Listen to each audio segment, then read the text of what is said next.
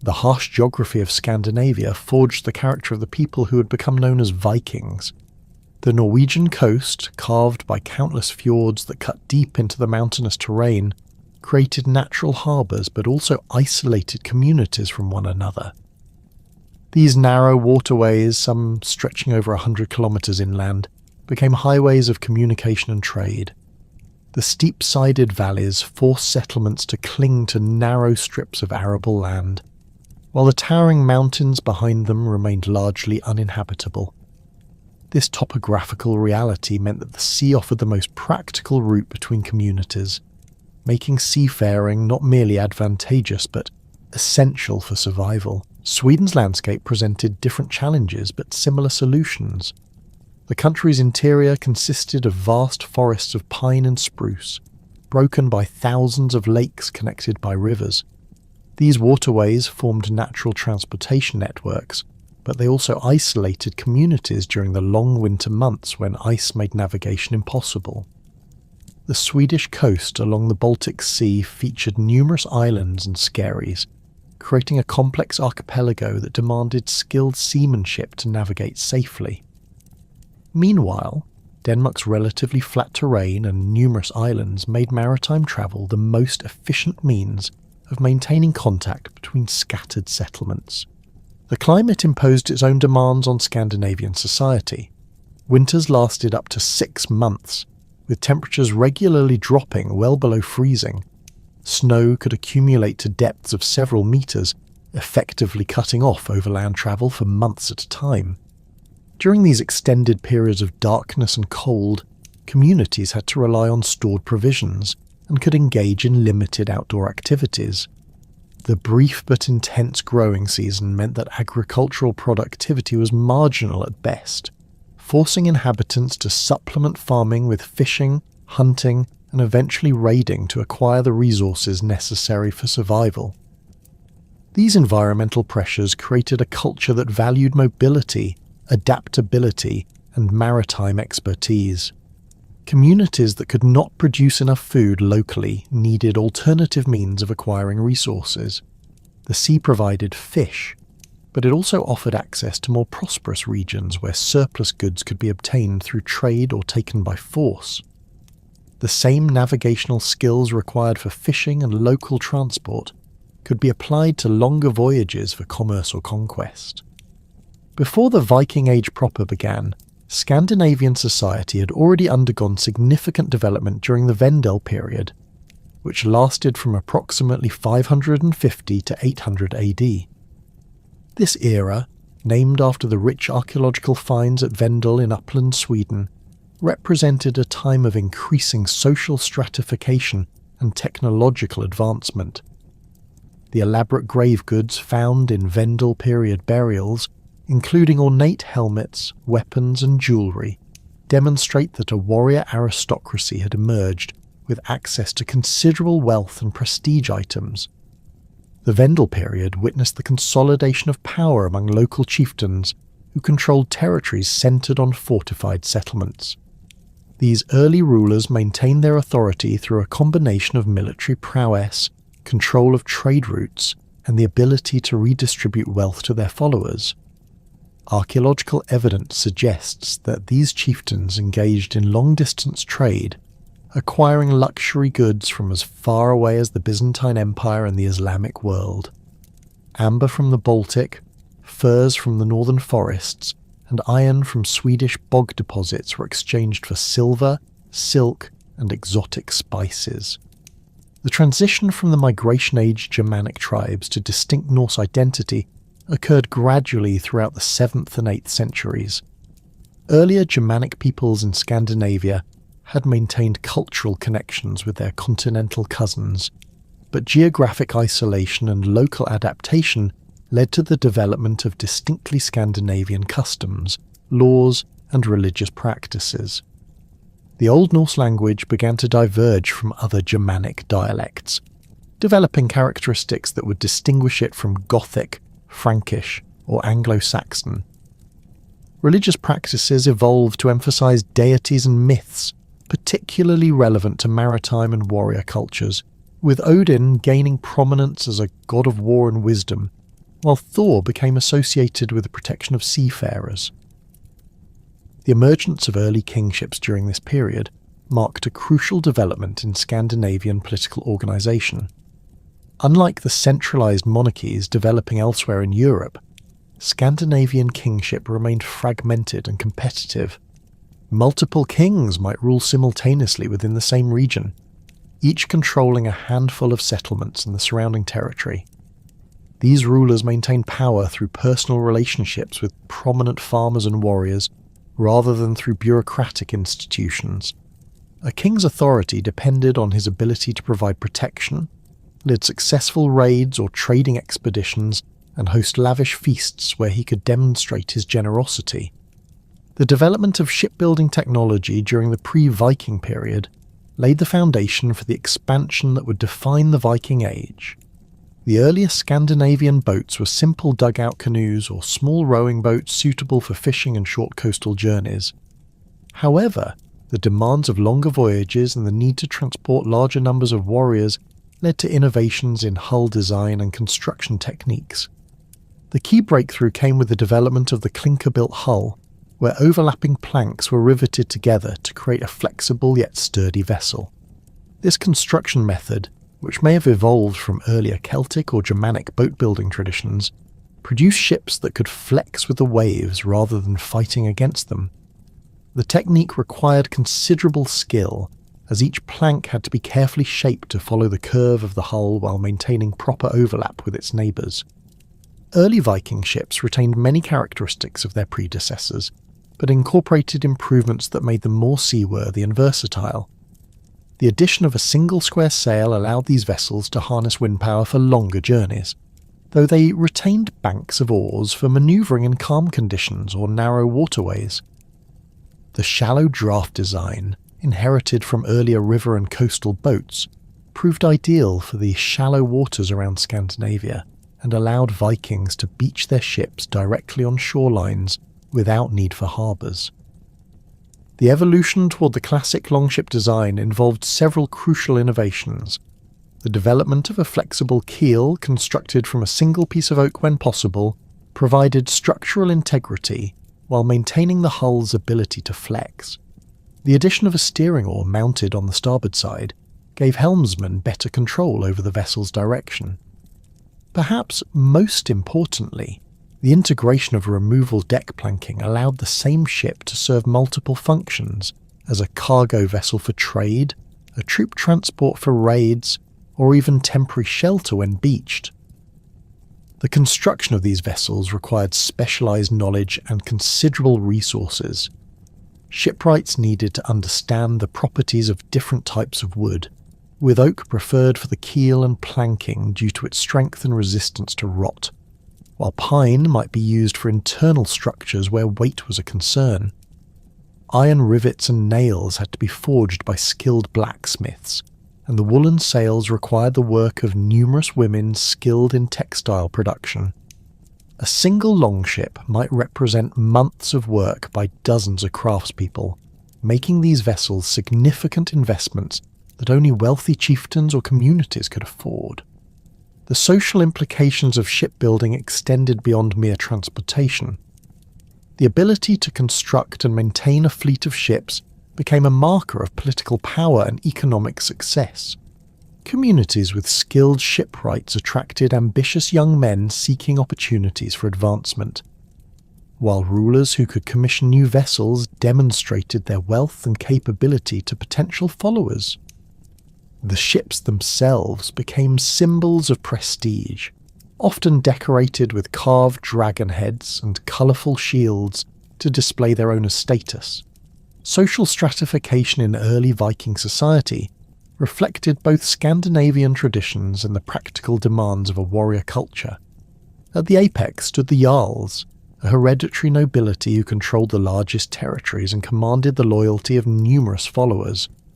These aristocrats traced their lineages back to legendary heroes or gods, claiming divine sanction for their authority. They lived in large halls capable of accommodating dozens of retainers and guests, and their wealth was displayed through elaborate personal ornaments, fine weapons, and the ability to host magnificent feasts. The Jarl's power rested on their control of land and their ability to organise and equip military expeditions. They owned the largest farms and controlled access to important resources such as iron deposits, timber stands, or fishing grounds. Their halls served as centres of political activity where disputes were settled, alliances negotiated, and plans for raids or trading voyages developed. The most successful Jarls expanded their influence by establishing networks of loyal subordinates who ruled smaller territories in their name. Below the Jarls in the social hierarchy were the Carls, free farmers who formed the backbone of Scandinavian society. These men owned their own land, though the size of their holdings varied considerably. Wealthy Carls might possess substantial farms with numerous buildings and livestock, while others struggled to maintain small plots that barely supported their families. All Carls shared certain fundamental rights, including the ability to bear arms, participate in local assemblies, and seek legal redress for grievances. The Carls' independence distinguished them from the peasantry found elsewhere in medieval Europe. They owed no feudal obligations to overlords and could not be bought or sold like property. However, they did have responsibilities to their communities and to the Jarls, who provided protection and leadership. During times of conflict, Carls were expected to provide military service, either as members of raiding parties or as defenders of their home territories. They also participated in the legal assemblies known as things, where they helped decide important matters affecting their communities. The economic activities of the Carls varied according to local conditions and opportunities. Most combined farming with other occupations such as fishing, hunting, or crafts production. Those living near the coast might spend part of each year engaged in fishing or sealing, while others specialised in producing iron from bog deposits or crafting goods for trade. The most ambitious Carls participated in long-distance trading expeditions or joined raiding parties in hopes of acquiring wealth that could elevate their social status. At the bottom of the social hierarchy were the thralls, slaves who possessed no legal rights and could be bought, sold, or killed at their owner's discretion. The thrall population included people captured during raids, individuals who'd fallen into debt and sold themselves into bondage, and the children of existing slaves. Unlike slavery in some other societies, thralldom in Scandinavia was not necessarily permanent, and slaves could sometimes earn or purchase their freedom. Thralls performed the most arduous and dangerous work in Viking society. They cleared forests, worked the fields, tended livestock, and served in their masters' households. Female thralls often worked as servants, cooks, or textile producers, while males might be employed in heavy labour or dangerous occupations such as mining. The treatment of thralls varied considerably depending on their owner's temperament and economic circumstances, but archaeological evidence suggests that many lived in conditions of considerable hardship. The institution of slavery played a crucial role in the Viking economy, providing the labour necessary for agricultural production and allowing free men to engage in other activities such as raiding, trading, or military service. The capture and sale of slaves became one of the primary motivations for Viking raids, with thralls representing a valuable commodity that could be traded throughout Europe and beyond. Major slave markets developed in cities such as Dublin and Kiev, where Vikings sold captives taken from across their sphere of influence. The relationship between these social classes was complex and dynamic. While the hierarchy was generally stable, individuals could sometimes move between categories through exceptional achievement, marriage, or changes in fortune. Successful warriors might be rewarded with land and followers, elevating them from Carl to Jarl status. Conversely, Jarls who suffered military defeats or economic disasters might find their authority diminished and their followers deserting to more successful leaders. This social structure provided the framework within which Viking expansion would unfold. The Jarls possessed the resources and authority necessary to organise large-scale expeditions, while the Carls provided the manpower and skills required for successful raids and settlements. The thralls, though at the bottom of the hierarchy, represented both a motivation for expansion and a means of supporting the warriors who carried it out. Together, these groups formed a society uniquely adapted to the challenges and opportunities of the early medieval world. The morning of June 8th, 793 AD, dawned clear and calm over the tidal island of Lindisfarne, off the coast of Northumbria. The monks of St. Cuthbert's monastery went about their daily routines, tending to their manuscripts, caring for pilgrims, and maintaining the sacred buildings that had stood as a beacon of Christianity in northern England for over a century. The monastery's location on Holy Island, accessible only at low tide via a causeway, had long provided both spiritual isolation and practical security. The community possessed considerable wealth in the form of precious religious artifacts, illuminated manuscripts, and stores of silver accumulated through generations of royal patronage and pilgrim donations. The attack came without warning. Long, shallow-drafted vessels appeared on the horizon, their square sails billowing in the morning breeze. As they drew closer, the distinctive dragon-headed prows became visible, carved with intricate patterns that seemed to writhe in the shifting light. The ships beached directly on the sandy shores, their crews leaping into the surf with practiced efficiency. These were not the clumsy raiders that monastery chronicles sometimes described, but seasoned warriors who moved with the coordinated precision of men accustomed to amphibious assaults.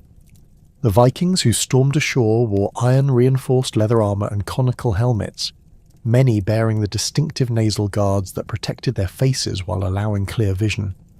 They carried round wooden shields painted in bright colours and reinforced with iron bosses, while their primary weapons included long-handled battle-axes, broad-bladed spears, and single-edged seax knives worn at their belts. Some wielded pattern-welded swords, expensive weapons that marked their bearers as men of considerable status and martial skill. The monastery's defences proved utterly inadequate against this assault. The monks had no military training and possessed few weapons beyond eating knives and agricultural tools. The stone buildings that had seemed so permanent and secure became death traps as the raiders systematically looted the complex. They stripped the altar of its golden vessels, seized the monastery's stores of silver coins, and gathered up precious manuscripts whose illuminated pages would later be traded in markets across Europe. The human cost was severe, with many monks killed outright while others were taken as slaves to be sold in Scandinavian markets. Contemporary chroniclers struggled to comprehend what had occurred. Alcuin of York, writing to King Ethelred of Northumbria, expressed the shock felt throughout Christian Europe. Never before has such terror appeared in Britain as we have now suffered from a pagan race, nor was it thought that such an inroad from the sea could be made. The Anglo-Saxon Chronicle recorded the event with stark brevity, noting that heathen men destroyed God's church at Lindisfarne through rapine and slaughter. These accounts reveal not merely outrage at the violence, but genuine bewilderment that such a sacred site could be successfully attacked by what they perceived as primitive pagans. The choice of Lindisfarne as a target demonstrated sophisticated intelligence gathering by the Viking raiders. The monastery was wealthy but poorly defended, accessible by sea but isolated from rapid military assistance. Its location on an island meant that the attackers could control access routes and prevent the escape of potential captives or valuable goods. The timing of the raid during the summer sailing season, when weather conditions were most favourable, showed careful planning rather than opportunistic violence. The psychological impact of the Lindisfarne raid extended far beyond its immediate material consequences. Christian Europe had grown accustomed to viewing monasteries as inviolate sanctuaries protected by divine power. The successful assault on such a sacred site challenged fundamental assumptions about God's protection of his faithful servants, and suggested that these northern pagans possessed supernatural powers of their own. This fear was compounded by the raiders' apparent immunity to Christian prayers and holy relics, which had failed to protect the monastery's inhabitants. The success at Lindisfarne encouraged further Viking expeditions against similar targets throughout the British Isles. In 795, raiders struck the monastery on Rathlin Island off the coast of Ireland, followed by attacks on Iona, the sacred centre of Celtic Christianity founded by St. Columba. These assaults followed the same pattern established at Lindisfarne: swift amphibious landings, systematic looting of religious treasures, and the capture of monks for the slave trade. The attack on Iona proved particularly devastating because of the monastery's central role in Irish and Scottish Christianity. The raiders returned multiple times, with major assaults recorded in 802 and 806. During the 806 attack, they killed 68 members of the monastic community, effectively destroying the institution's ability to function. The surviving monks eventually abandoned the island, taking St. Columba's relics with them to establish a new monastery at Kells in Ireland, safely inland from Viking longships. These early raids established patterns that would characterize Viking warfare for the next 2 centuries. The raiders demonstrated remarkable skill at gathering intelligence about their targets, often striking during religious festivals when monasteries would be crowded with pilgrims carrying valuable offerings. They showed particular interest in portable wealth that could be easily transported in their ships: silver coins, golden vessels, jewellery, and high-quality textiles. Religious artefacts held special value not for their spiritual significance, which the pagan raiders rejected, but for their precious metal content and the ransom they might bring from Christian communities desperate to recover sacred relics. The Vikings' tactical approach to these early raids revealed sophisticated military thinking adapted to their unique capabilities. Their longships allowed them to appear suddenly along any stretch of coastline, making it impossible for defenders to predict where the next attack might occur. The shallow draft of these vessels enabled them to navigate rivers and estuaries that larger warships could not enter, bringing them deep into territories that had previously seemed secure from seaborne assault. Once ashore, Viking raiding parties moved with disciplined efficiency that reflected extensive training and experience. They typically divided into smaller groups to maximize their coverage of the target area while maintaining enough concentration to overwhelm local resistance. Archaeological evidence from raid sites suggests they brought specialized tools for breaking into stone buildings and extracting valuable items from secure storage areas. They also demonstrated remarkable speed in loading their ships and departing before organized military resistance could arrive. The weapons and equipment used by these early Viking raiders represented the culmination of centuries of Scandinavian metallurgical and military development. The round shields they carried, typically measuring about 3 feet in diameter, were constructed from wooden planks bound together with leather and reinforced with iron rims and central bosses. These shields were painted in bright colours, often featuring geometric patterns or stylized animals that may have served as unit identifiers. The shield wall formation, where warriors overlapped their shields to create a continuous barrier, became a hallmark of Viking tactical doctrine. Viking battle axes varied considerably in size and design, from small single-handed weapons suitable for shipboard combat to massive two-handed axes capable of cleaving through mail armour and wooden shields. The most prized axes featured pattern-welded blades with intricate designs created by folding and twisting different grades of iron and steel. These weapons were not merely functional tools, but symbols of their bearers' status and skill. Many axes bore runic inscriptions invoking the protection of Norse gods or commemorating the deeds of previous owners. The seax knife, worn by virtually every Viking warrior, served multiple functions as both weapon and tool. These single-edged blades ranged from small utility knives to substantial weapons nearly as long as swords. The larger seax knives, sometimes called langseax, could deliver devastating wounds in close combat, while also serving as eating implements, woodworking tools, and general utility blades. Archaeological finds suggest that many Vikings took considerable pride in their seax knives, decorating them with intricate patterns and precious metal inlays. Spears remained the most common primary weapon among Viking warriors, being both effective in combat and relatively inexpensive to produce. Viking spearheads were typically leaf-shaped, with pronounced ridges that strengthened the blade while creating channels for blood to flow, preventing the weapon from becoming stuck in wounded enemies. The ashwood shafts were carefully selected for straightness and flexibility, often measuring 8 to 10 feet in length. Skilled warriors could use spears effectively in both thrusting and throwing attacks, with some raiders carrying multiple spears to maximize their tactical options. The question of berserkers during this early period remains contentious among modern historians. Medieval sources describe warriors who fought in states of apparent supernatural fury, immune to pain and capable of extraordinary feats of strength.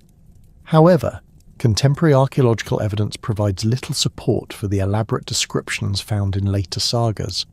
Some scholars suggest that berserker traditions may have developed from the use of psychoactive substances or ritualized pre-battle preparations, while others argue that the entire concept represents literary exaggeration of normal battlefield psychology. What can be established with greater certainty is that Viking raiders employed psychological warfare as effectively as physical violence. They cultivated reputations for ferocity and unpredictability that often caused their enemies to flee without fighting. The dragon-headed prows of their ships, the war cries they raised during attacks, and their apparent contempt for death all contributed to a fearsome reputation that multiplied their effectiveness far beyond their actual numbers. The early raids also revealed the Vikings' sophisticated understanding of seasonal patterns and weather conditions. They typically launched their expeditions during the late spring and summer months, when sailing conditions were most favourable, and when agricultural communities would have the greatest accumulation of surplus goods. The timing of raids often coincided with religious festivals or market days, when target communities would be crowded with visitors carrying valuable trade goods or offering donations. As Viking raiders gained experience and confidence, their expeditions grew larger and more ambitious. What had begun as small-scale raids by individual ships evolved into coordinated campaigns involving multiple vessels and hundreds of warriors. The success of early raids provided both the wealth necessary to finance larger expeditions and the reputation needed to attract additional recruits eager for their share of plunder and glory. The expansion of Viking raiding activity brought them into contact with the Frankish kingdoms along the continental coast. The first recorded Viking attack on Frankish territory occurred in 799, when raiders struck the monastery at St. Philibert on Noirmoutier Island at the mouth of the Loire River. This assault followed the same pattern established in Britain and Ireland, with the raiders using their ships' shallow draft to navigate river systems and strike targets far from the open sea. The Frankish response to these early raids proved no more effective than the British attempts at defence. The Carolingian military system was designed for large-scale campaigns against neighbouring kingdoms, not for defending scattered coastal settlements against swift amphibious assaults. Local garrisons were too small to resist determined Viking attacks, while the time required to mobilise larger forces allowed the raiders to complete their missions and escape before facing serious opposition. Viking expeditions up the Seine River brought them increasingly close to the heart of Frankish power. In 820 they raided settlements along the river's lower reaches, demonstrating their ability to penetrate deep into continental territories. These attacks revealed the vulnerability of river-based trade routes that had been considered secure from seaborne threats. Frankish merchants and monasteries along the Seine began to fortify their positions or relocate valuable goods to more secure inland locations. The culmination of these early Frankish raids came in 845, when a large Viking fleet under the leadership of a chieftain known in Frankish sources as Ragnar sailed up the Seine toward Paris. This expedition represented a dramatic escalation in Viking ambitions, targeting not merely isolated monasteries or trading posts, but one of the most important cities in the Frankish kingdom. The historical existence of this particular Ragnar remains disputed among scholars, as later saga traditions conflated various historical figures into the legendary Ragnar Lothbrok, whose exploits may represent composite accounts of multiple different leaders. The Viking fleet that approached Paris in 845 consisted of approximately 120 ships carrying an estimated 5,000 warriors, making it one of the largest Viking expeditions recorded up to that time.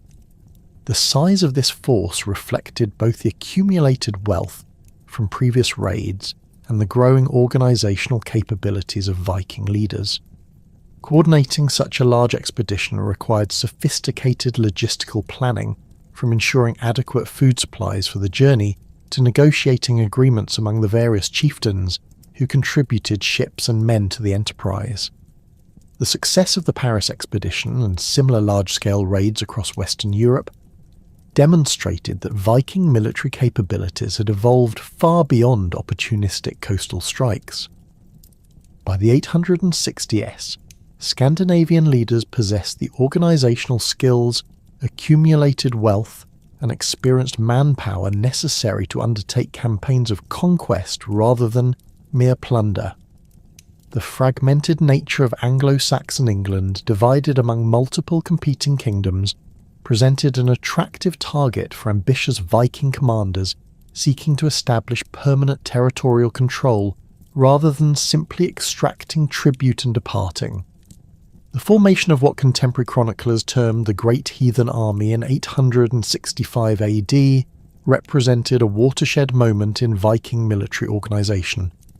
Unlike previous raiding expeditions that typically lasted a single campaigning season, this force was assembled with the explicit intention of conquering and occupying Anglo-Saxon territories. The army's composition reflected the international character that Viking warfare had acquired by the mid-9th century, drawing warriors not only from Denmark, Norway and Sweden, but also from established Viking settlements in Ireland, Scotland and the Frankish territories. Contemporary sources provide frustratingly limited information about the army's precise organisation and leadership structure. The Anglo-Saxon Chronicle identifies several prominent commanders, including Ivar, Halfdan and Ubba, whom later medieval sources would claim as sons of the legendary Ragnar Lothbrok. However, modern historians treat these genealogical connections with considerable scepticism, recognising that medieval chroniclers often impose narrative structures on historical events that may not reflect contemporary realities. What can be established with greater certainty is that the Great Heathen Army represented a coalition of multiple war bands, each led by experienced commanders who had proven their capabilities in previous campaigns. The army that landed in East Anglia during the autumn of 865 numbered several thousand warriors, making it significantly larger than any previous Viking force to operate in Britain. Archaeological evidence from contemporary weapon hoards and settlement sites suggests that this force included not only frontline fighters, but also substantial numbers of support personnel, craftsmen capable of maintaining weapons and equipment, shipwrights who could repair the fleet's vessels, and specialists in siege warfare who understood the techniques necessary for capturing fortified positions. The Vikings' initial approach to East Anglia revealed sophisticated political calculations alongside military planning. Rather than immediately launching destructive raids, they established winter quarters and negotiated agreements with the local population for the supply of horses and provisions. This arrangement served multiple strategic purposes. It allowed the army to rest and reorganise after the sea crossing, provided the mounted mobility essential for rapid movement across England's road network, and demonstrated to potential Anglo-Saxon allies that cooperation with the Vikings could be more profitable than resistance. King Edmund of East Anglia initially attempted to accommodate the Viking presence, perhaps hoping that providing supplies and avoiding confrontation would encourage them to move elsewhere. However, the relationship deteriorated rapidly when it became clear that the Vikings intended permanent occupation rather than temporary winter quarters. The subsequent conflict between Edmund's forces and the Great Heathen Army resulted in the king's capture and execution, though the exact circumstances remain disputed among historical sources. The conquest of East Anglia provided the Vikings with their first secure base in England and demonstrated the effectiveness of their new approach to territorial acquisition. Rather than simply looting the kingdom's wealth and departing, they established administrative structures that could extract regular tribute from the surviving population while maintaining the agricultural productivity necessary to support their continued military operations. This systematic approach to occupation would characterize Viking expansion throughout the following decade. The army's movement north into Northumbria in 866 exploited a civil war between rival claimants to the kingdom's throne. Osbert and Aella had been fighting for control of York when the Vikings arrived, their conflict having weakened both the kingdom's defences and its ability to present unified resistance to external threats.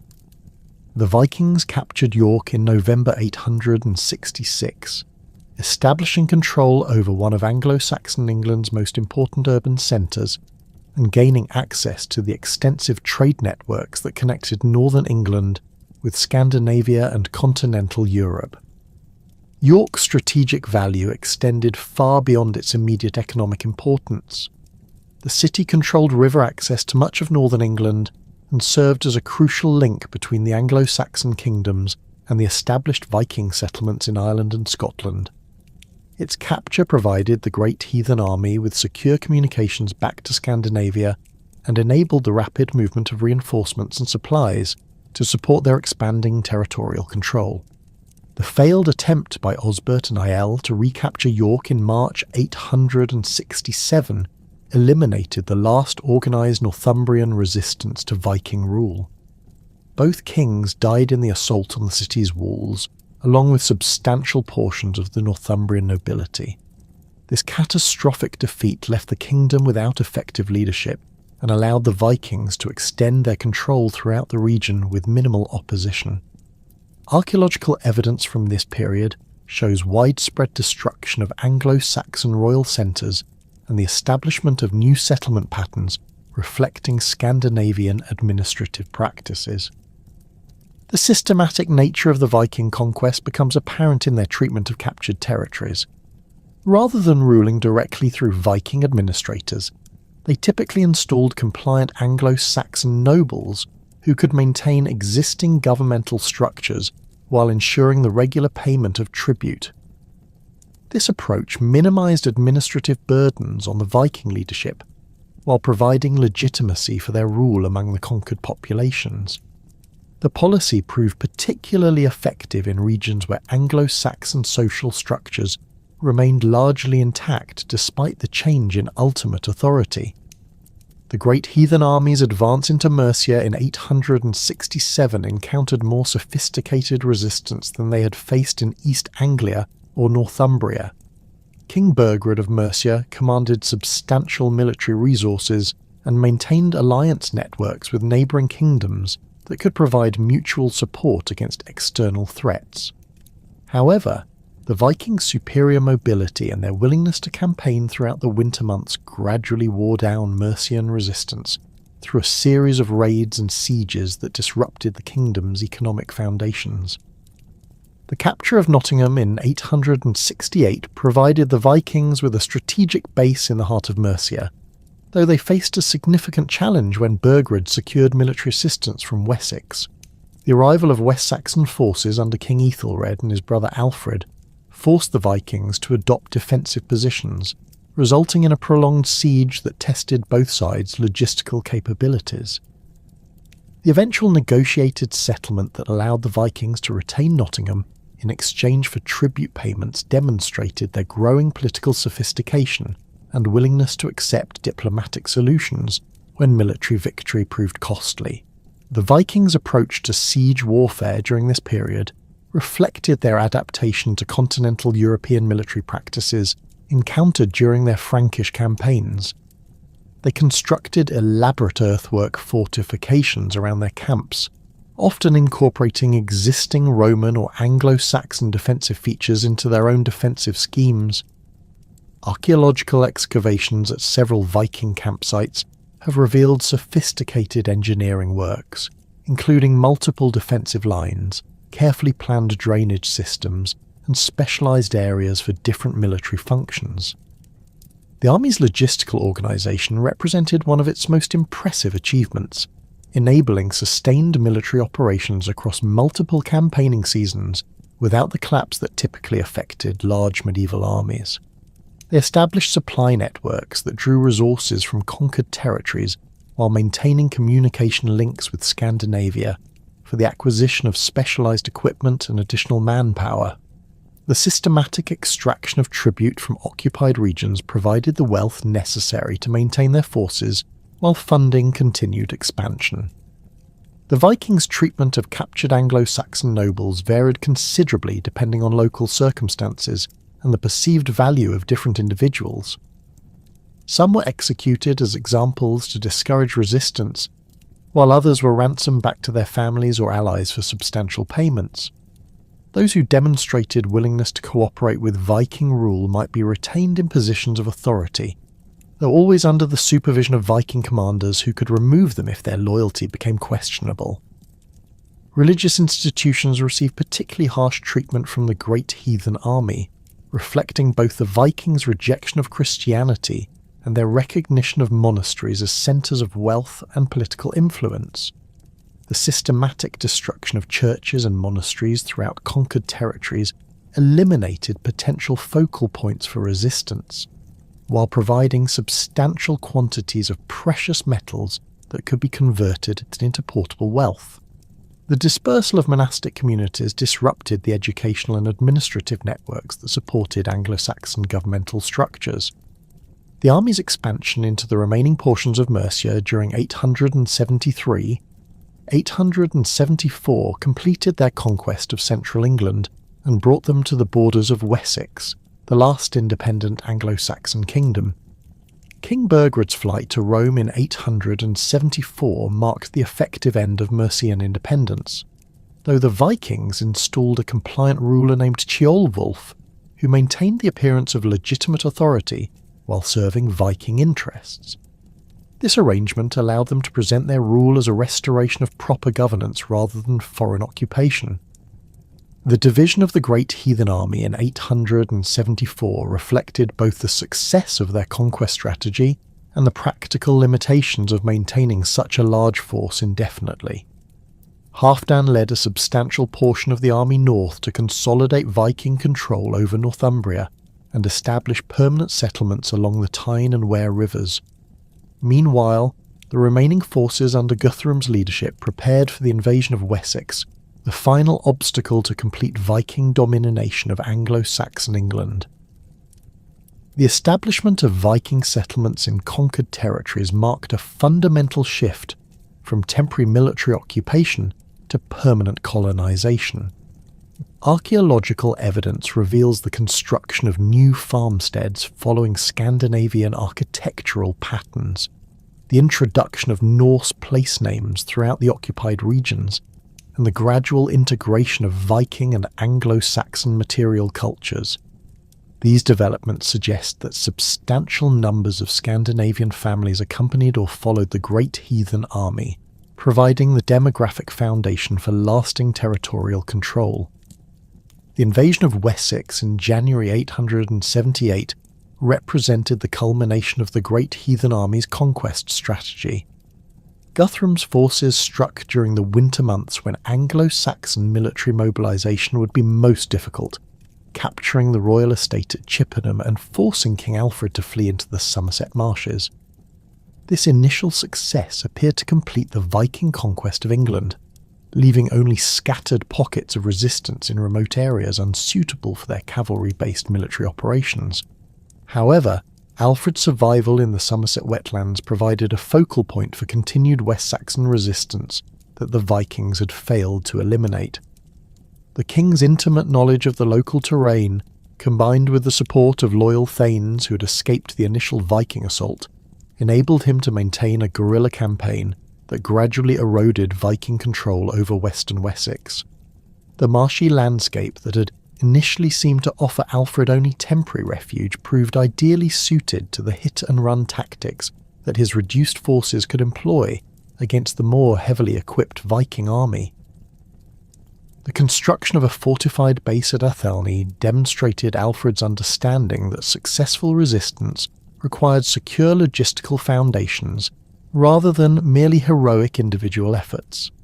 This island stronghold, accessible only by secret paths through the marshes, provided storage for weapons and supplies, while serving as a recruitment centre for West Saxon nobles willing to continue fighting against the Viking occupation. Archaeological investigations at Athelney have revealed evidence of substantial defensive works and specialised craft production that supported Alfred's military operations during this critical period. Alfred's gradual expansion of territory under his control during the spring of 878 reflected careful strategic planning rather than desperate improvisation. He systematically targeted Viking supply lines and isolated garrisons, while avoiding direct confrontation with Guthrum's main force, until he could assemble sufficient strength for a decisive engagement. This patient approach allowed him to rebuild West Saxon military capabilities while demonstrating to potential allies that Viking rule was not inevitable or permanent. The Battle of Edington in May 878 represented the climactic confrontation between Alfred's resurgent West Saxon forces and Guthrum's Viking army. The engagement took place on the chalk downs of Wiltshire, terrain that favoured the disciplined infantry formations that Alfred had developed during his months in the marshes. The West Saxon shield wall, reinforced by carefully positioned archers and supported by mounted troops who could exploit any breaks in the Viking line, proved superior to the more individualistic fighting style that had served the Vikings effectively in their earlier campaigns. The Viking defeat at Edington was comprehensive, with Guthrum's forces suffering heavy casualties and losing much of their equipment and supplies. The survivors retreated to their fortified camp at Chippenham, where Alfred's forces besieged them for 14 days before the Vikings agreed to negotiate. The subsequent Treaty of Alfred and Guthrum established the boundary between West Saxon and Viking-controlled territories while requiring Guthrum's conversion to Christianity as a symbolic acknowledgement of Alfred's victory. The treaty negotiations revealed the sophisticated diplomatic capabilities that both sides had developed during their prolonged conflict. The agreement established clear territorial boundaries along the old Roman road known as Watling Street, running from London to Chester, with the Vikings retaining control of the regions to the north and east, while acknowledging Alfred's authority over Wessex and Western Mercia. This division recognised the military realities created by more than a decade of Viking conquest, while providing a framework for future peaceful coexistence. The establishment of the Danelaw as a distinct political and cultural region within England represented one of the most significant consequences of the Great Heathen Army's campaigns. This territory, encompassing roughly half of Anglo-Saxon England, developed its own legal systems, administrative structures and cultural practices that blended Scandinavian and Anglo-Saxon elements. The integration of these two cultures created new forms of social organisation that would influence English development for centuries to come. The consolidation of royal power in Norway during the late 9th century created pressures that would drive one of the most significant migrations in medieval European history. Harald Fairhair's systematic conquest of the Norwegian petty kingdoms eliminated the traditional independence that local chieftains had enjoyed for centuries, forcing them to choose between submission to royal authority or exile from their ancestral lands. Many prominent families, unwilling to accept subordinate status under the new monarchy, began seeking alternative territories where they could maintain their traditional way of life and political autonomy. The discovery of Iceland around 860 AD provided an attractive destination for these displaced Norwegian nobles. Irish monks, known as papar, had already established small hermitages on the island, but their presence was minimal and offered no significant resistance to Scandinavian settlement. The island's location, roughly 4 days sailing from the Faroe Islands under favourable conditions, placed it within reach of existing Norse navigation routes, while remaining sufficiently remote to offer genuine independence from European political pressures.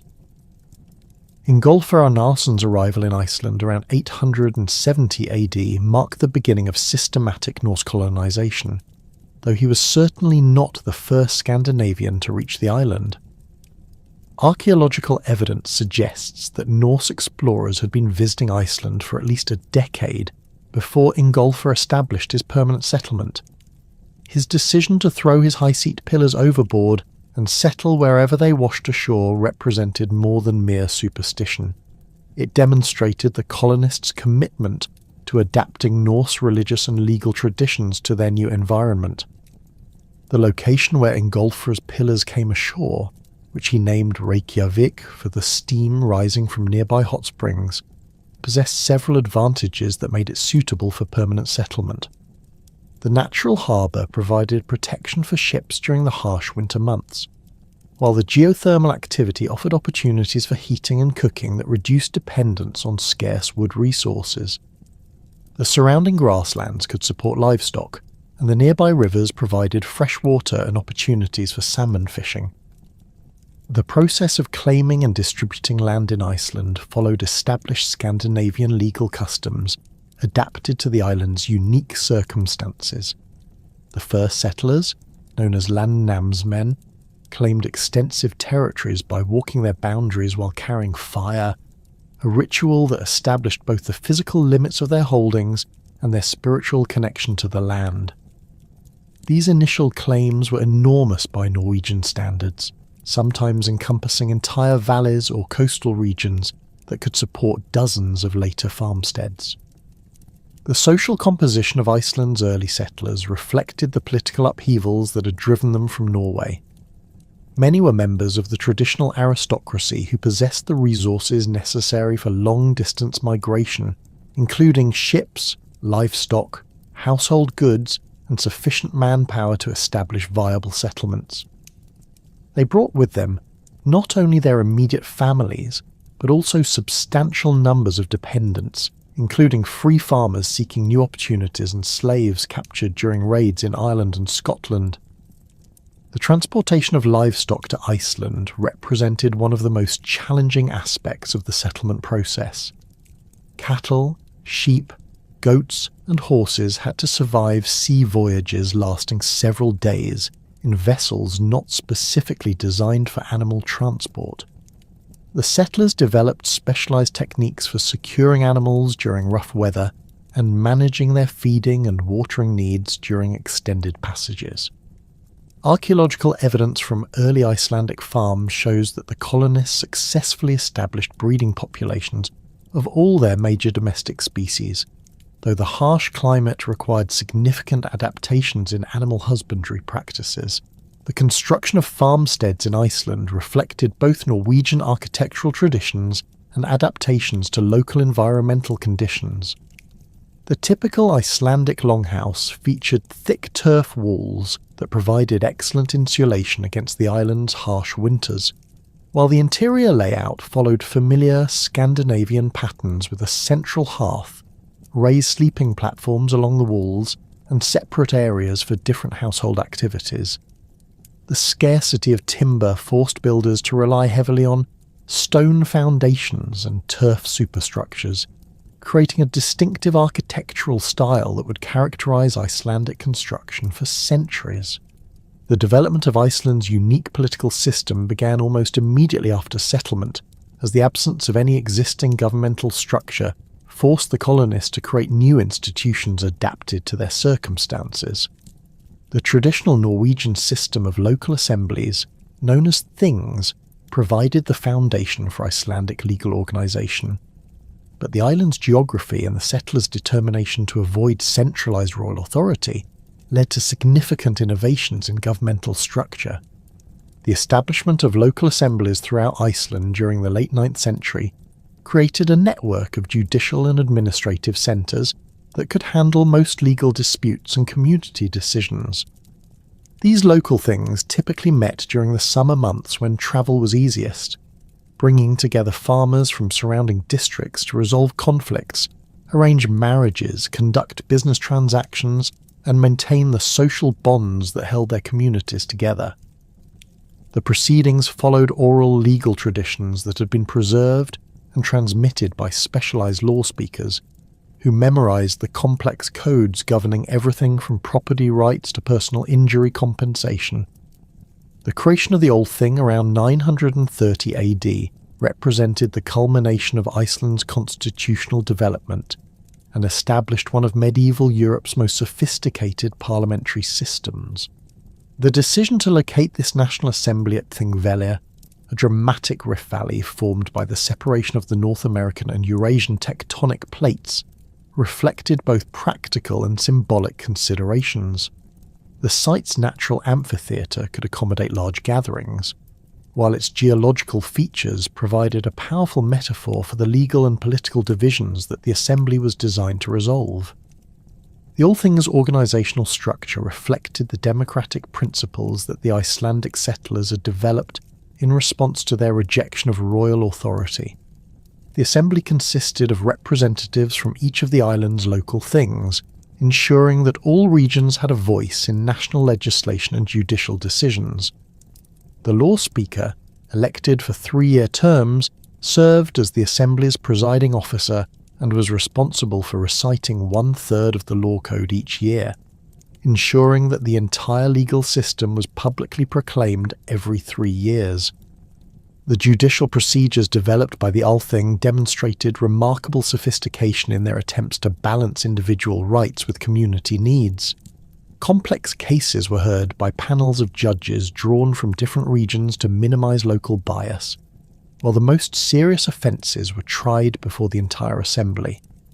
The system of compensation rather than physical punishment for most crimes reflected both practical considerations about maintaining community cohesion and deeper cultural values that emphasized restoration over retribution. The Icelandic Commonwealth that emerged from these political innovations represented a unique experiment in medieval governance, combining elements of democracy, aristocracy, and legal formalism in ways that had no precise parallels elsewhere in contemporary Europe. The absence of a king or other central executive authority meant that law enforcement depended primarily on social pressure and the threat of outlawry rather than physical coercion.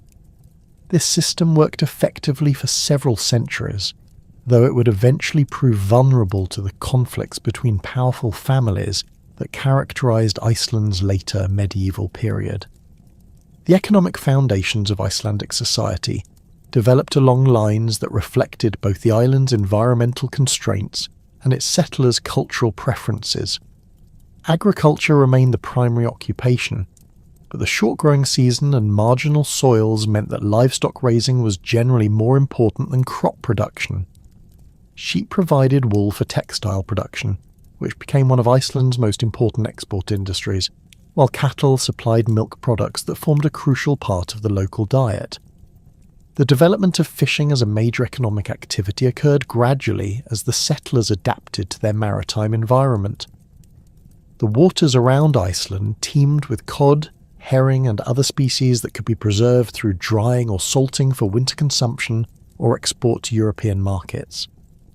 The construction of specialized fishing boats adapted to Icelandic conditions created a distinctive maritime tradition that combined Norwegian shipbuilding techniques with innovations designed for the island's unique coastal environment.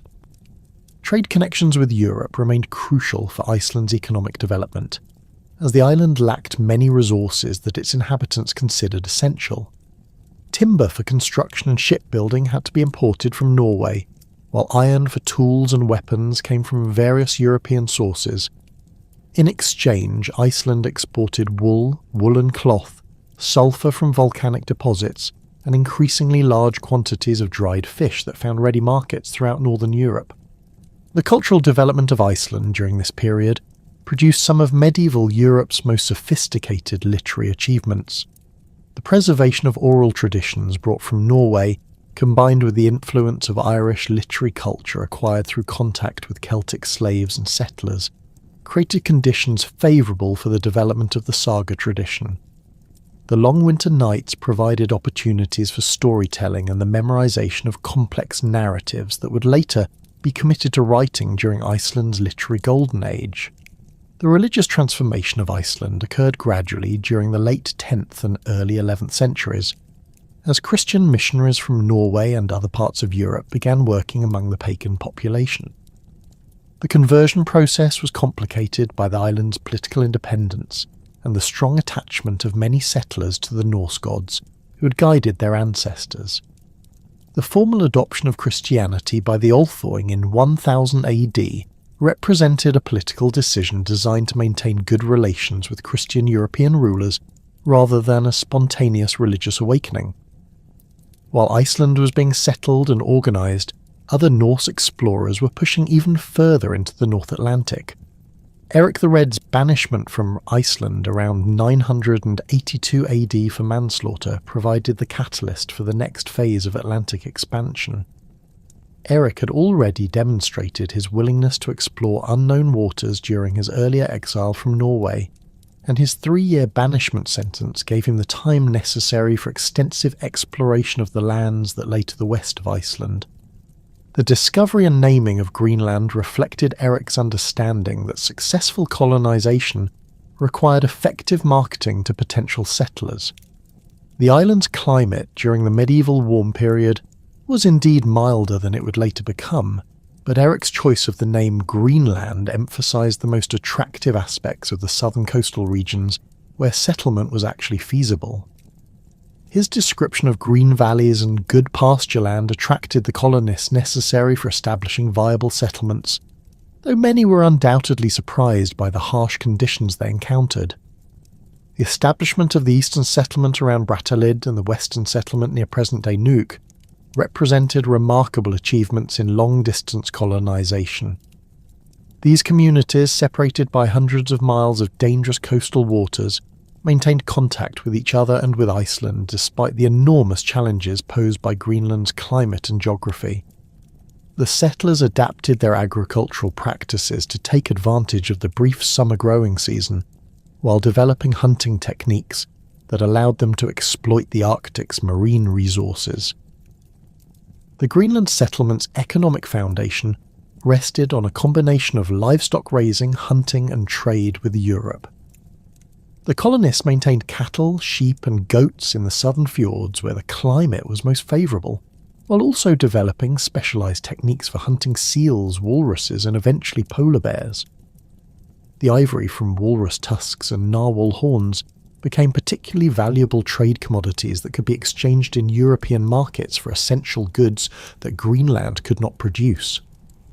The social organisation of the Greenland settlements reflected both Icelandic precedents and adaptations to the colony's unique circumstances. Eric the Red and his family established themselves as the leading aristocratic dynasty, controlling the most productive lands and maintaining the largest households. However, the small size of the colonial population and the harsh environmental conditions created a more egalitarian society than existed in either Norway or Iceland, as survival often depended on cooperation across traditional social boundaries. The conversion of Greenland to Christianity occurred earlier and more completely than in Iceland, partly due to the influence of Eric's wife Theodhild and their son Leif Erikson, who encountered Christian missionaries during visits to Norway. The construction of churches in both the eastern and western settlements, including the impressive cathedral at Garda, demonstrated the colonists' commitment to their new faith and their desire to maintain connections with Christian Europe. Leif Erikson's voyage to Vinland around 1000 AD represented the culmination of Norse Atlantic exploration and achieved the remarkable feat of reaching North America nearly 5 centuries before Columbus. Leif's expedition, inspired by reports from Bjarni Herjolfsson, who had sighted unknown lands while blown off course during a voyage to Greenland, demonstrated the systematic approach that characterized Norse exploration.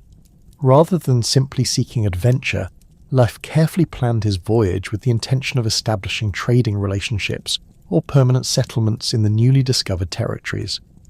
The archaeological evidence from Lanceau Meadows in Newfoundland provides compelling confirmation of Norse presence in North America around 1000 AD. The site contains the remains of several buildings constructed using Scandinavian techniques, including a large hall that could accommodate substantial numbers of people and specialised workshops for ironworking and wood processing.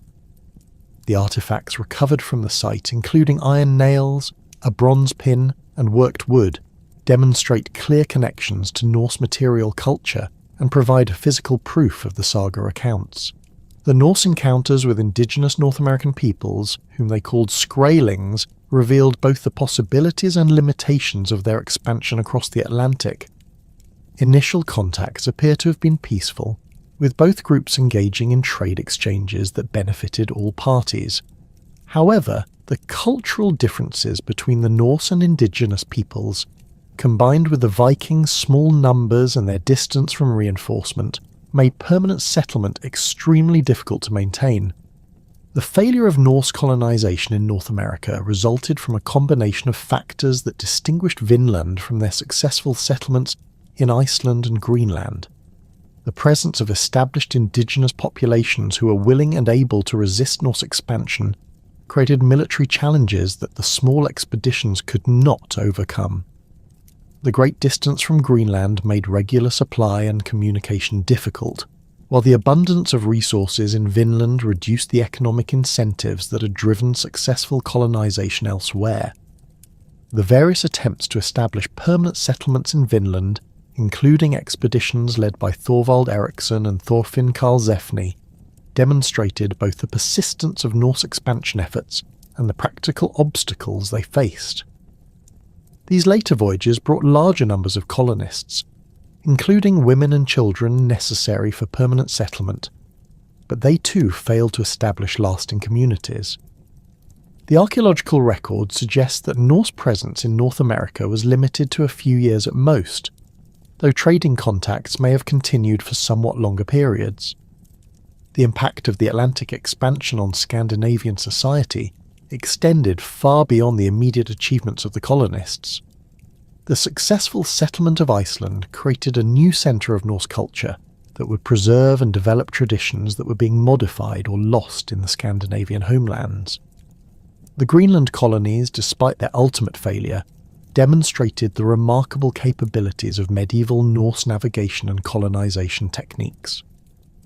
Most significantly, the voyages to Vinland established Norse claims to being the first Europeans to reach and explore North America, an achievement that would not be repeated for nearly 500 years.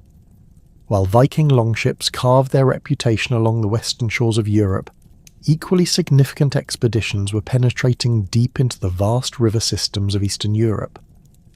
The establishment of what Byzantine sources would later call the route from the Varangians to the Greeks represented one of medieval Europe's most ambitious commercial and military enterprises, connecting the Baltic Sea to the Black Sea through an intricate network of rivers, portages and trading posts that would reshape the political and economic landscape of Eastern Europe.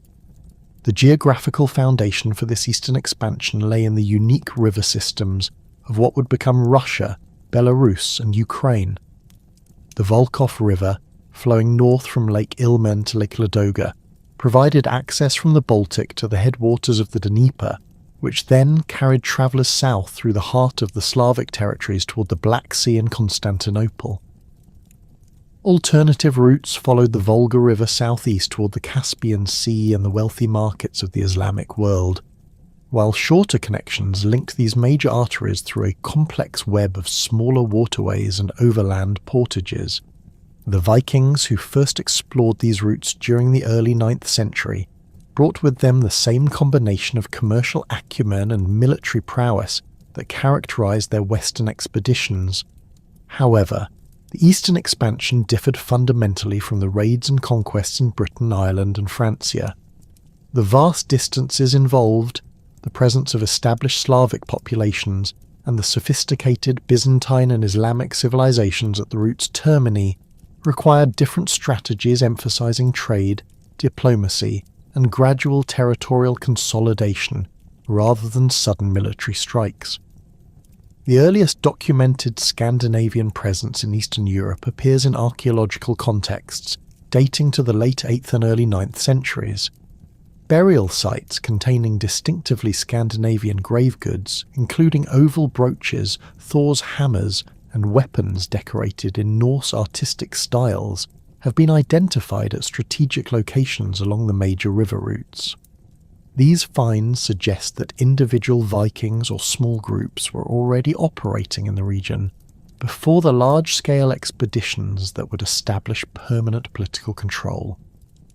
The development of specialized river vessels represented a crucial technological adaptation that enabled sustained Viking operations in Eastern Europe.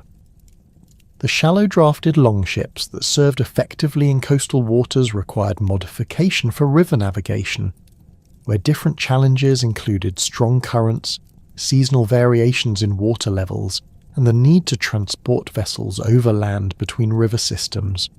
Archaeological evidence from shipbuilding sites along the Volkhov and Dnieper rivers reveals hybrid designs that incorporated Scandinavian construction techniques with features adapted for river conditions. These modified vessels typically featured reinforced keels capable of withstanding the stresses of being dragged across portages, while their shallow drafts allowed navigation of rivers during low water periods. The ships were designed to be easily disassembled and reassembled, with removable masts and detachable steering mechanisms that simplified transport across the numerous portages that connected different river systems. Some vessels incorporated design elements borrowed from Slavic rivercraft, demonstrating the cultural exchange that characterized Viking expansion in the east.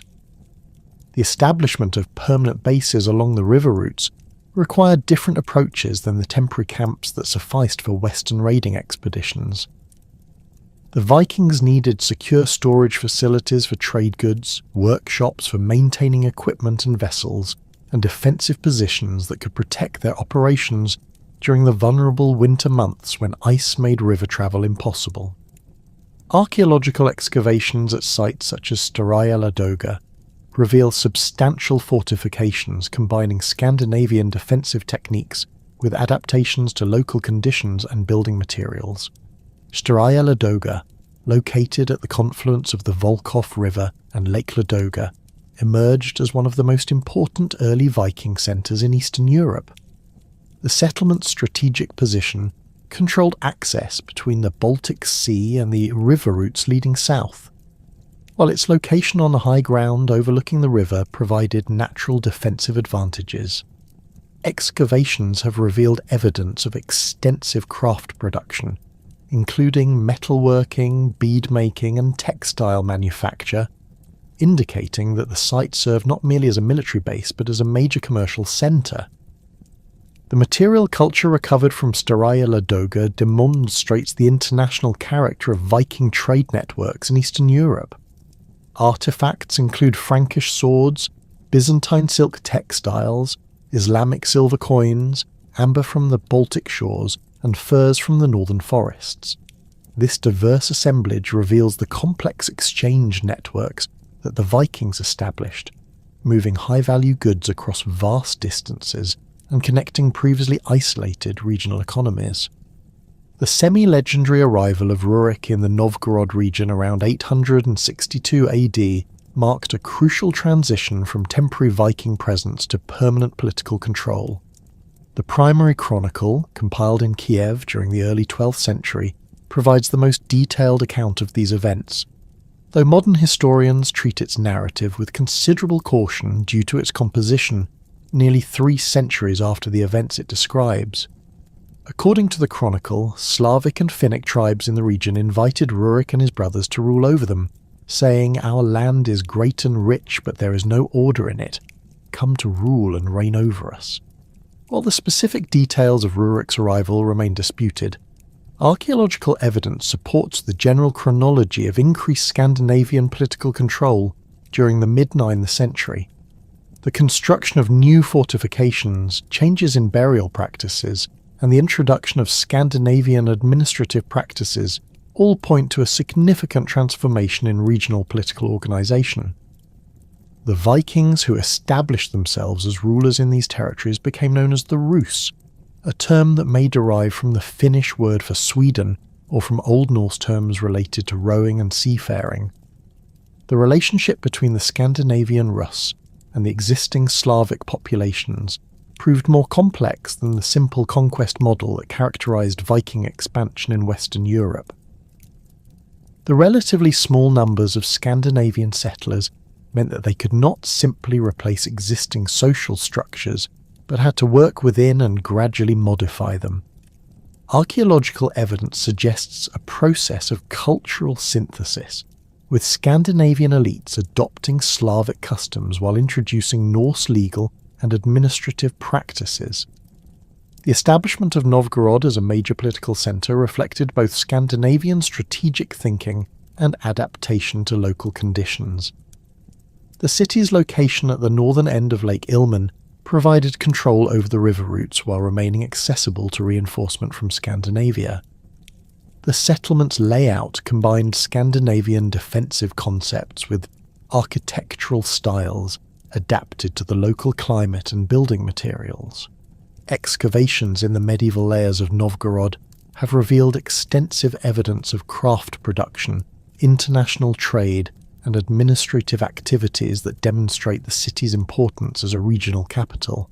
The expansion of Rus's control southward along the Dnieper River brought them into contact with more sophisticated political entities, including the Khazar Khaganate and the Byzantine Empire.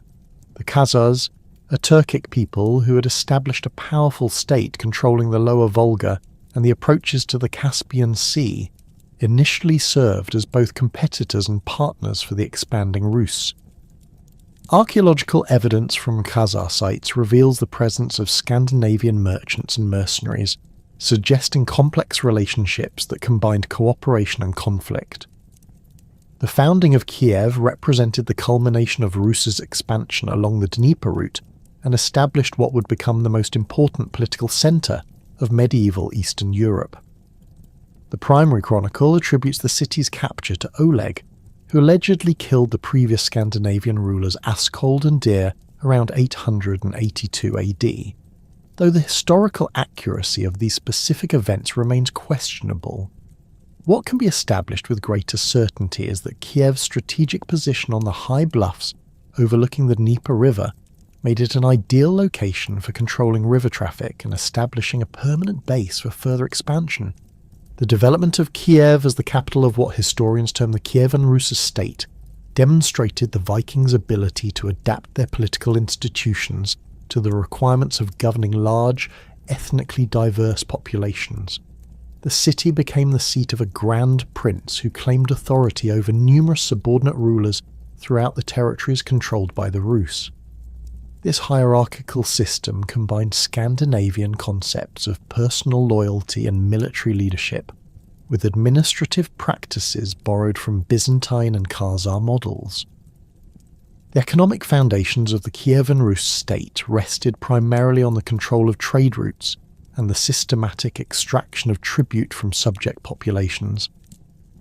The annual Polyudia, or tribute-gathering expedition, saw the Grand Prince and his retinue travel throughout their territories during the winter months, collecting furs, honey, wax and slaves from Slavic communities.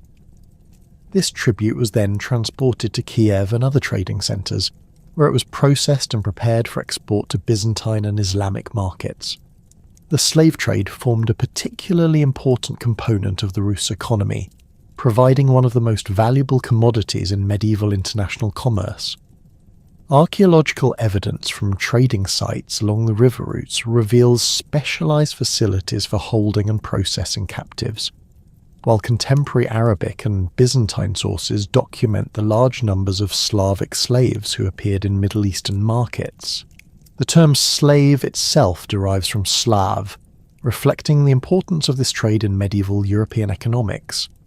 The transportation of goods along the Dnieper route required overcoming significant geographical obstacles, most notably the series of rapids that blocked river navigation south of Kiev. These cataracts, known by both Slavic and Scandinavian names preserved in Byzantine sources, forced travellers to unload their vessels and transport both boats and cargo overland for several miles. This process, known as portaging, was extremely labour-intensive and dangerous, as the expedition was vulnerable to attack by nomadic peoples while engaged in the difficult work of moving heavy loads across rough terrain. Contemporary accounts describe the elaborate precautions taken during the passage of the Dnieper Rapids. Armed guards were posted to watch for hostile forces, while the main body of the expedition struggled to move their vessels and cargo around the obstacles. The boats were sometimes dragged on wooden rollers, while valuable cargo was carried by hand across the most difficult sections. Archaeological investigations along the portage routes have revealed evidence of temporary camps and defensive positions that supported these dangerous passages.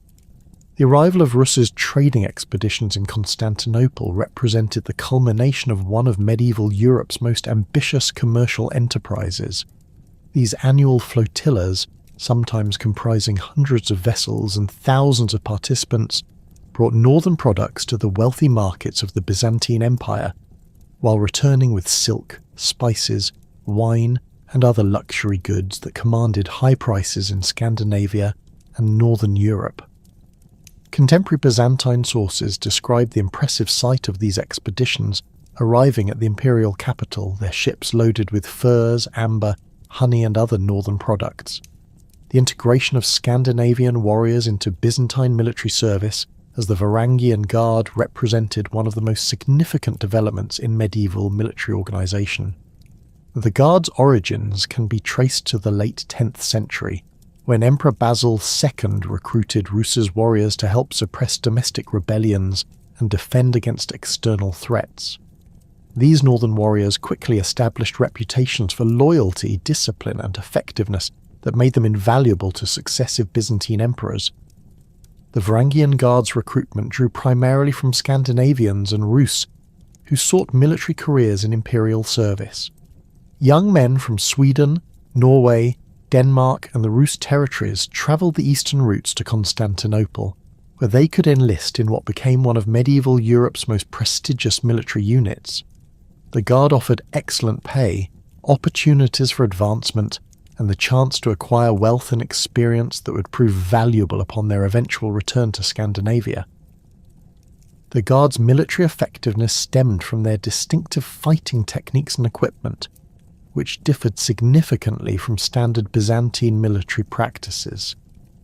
The Varangians retained their traditional weapons, including long-handled battle axes that became their signature armament, while adapting to Byzantine tactical doctrines and siege warfare techniques.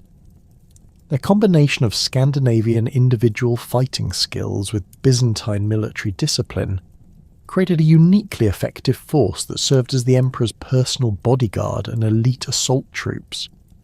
Archaeological evidence from Constantinople and other Byzantine sites reveals the material culture associated with Varangian service. Distinctive Scandinavian-style weapons, jewellery, and personal items have been found in contexts associated with the imperial palace and military installations. Runic inscriptions carved by Varangian guardsmen have been discovered in several locations, including the famous graffiti in Hagia Sophia that reads "Halfdan carved these runes," providing direct evidence of Scandinavian presence in the heart of the Byzantine Empire. The Varangian Guard participated in numerous Byzantine military campaigns throughout the Mediterranean region, extending Scandinavian military influence far beyond their traditional spheres of operation. Guard units served in Sicily, southern Italy, the Balkans, and Anatolia, gaining experience in siege warfare, naval operations, and desert fighting that broadened their tactical capabilities. Some guardsmen eventually returned to Scandinavia with wealth and knowledge acquired during their imperial service, contributing to the military and cultural development of their homelands. The most famous member of the Varangian Guard was Harald Hardrada, who served with distinction during the 1030s and 1040s before returning to Norway to claim the throne. Harald's experiences in Byzantine service, including campaigns in Sicily and the Holy Land, provided him with military expertise and accumulated wealth that supported his later political ambitions.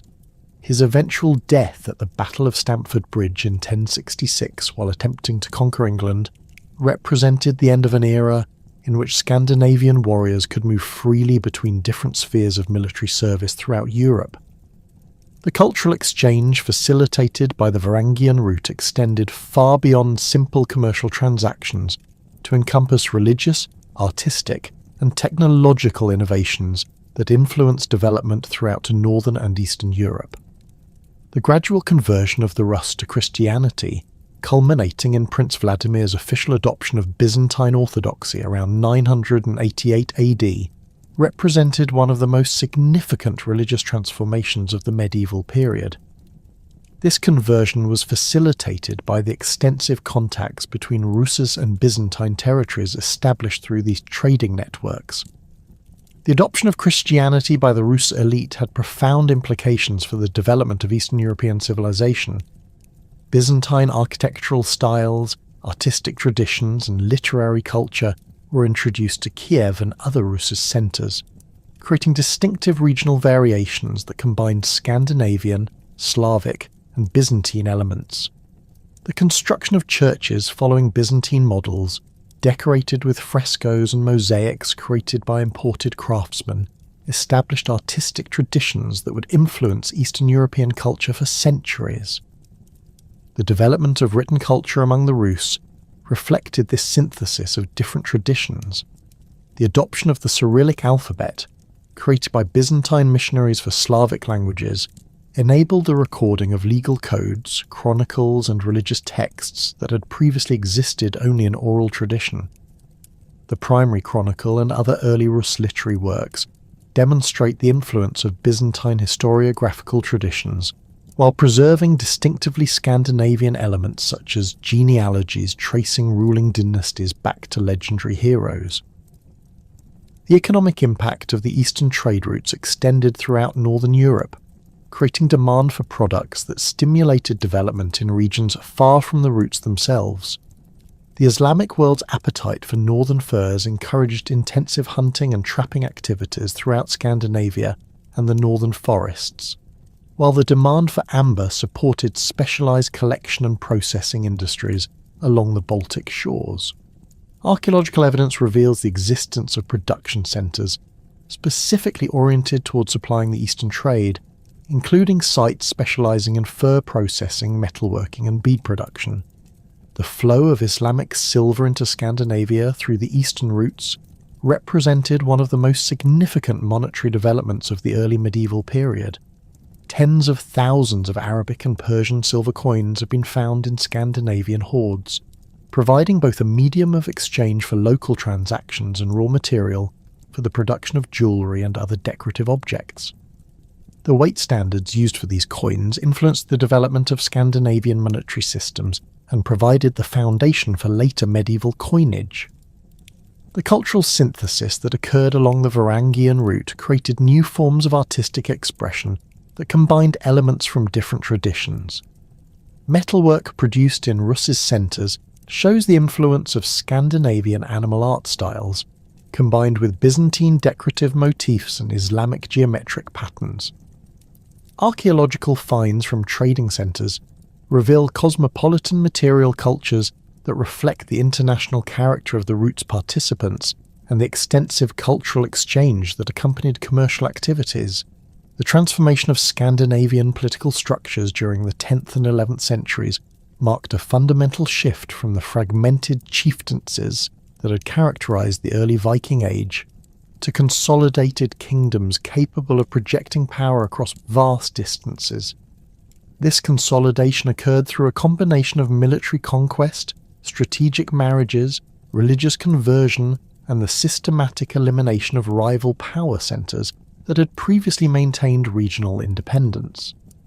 Harald Fairhair's unification of Norway began as a personal vendetta, but evolved into the first successful attempt at creating a centralised Scandinavian monarchy. According to the sagas, Harald's motivation stemmed from his rejection by Gyda, daughter of King Aric of Hordaland, who declared she would not marry him until he ruled all of Norway. While the romantic elements of this story may be literary embellishment, The underlying political dynamics reflect genuine conflicts between regional jarls who had grown increasingly powerful during the 9th century. The military campaigns that established Harold's dominance required innovations in both tactics and logistics that distinguished his forces from traditional Viking warbands. Rather than relying on seasonal raids followed by withdrawal to secure bases, Harold maintained permanent armies capable of sustained operations throughout multiple campaigning seasons. His forces included professional warriors drawn from his personal retinue, supplemented by levies from territories already under his control, and mercenaries attracted by the prospect of land grants in conquered regions.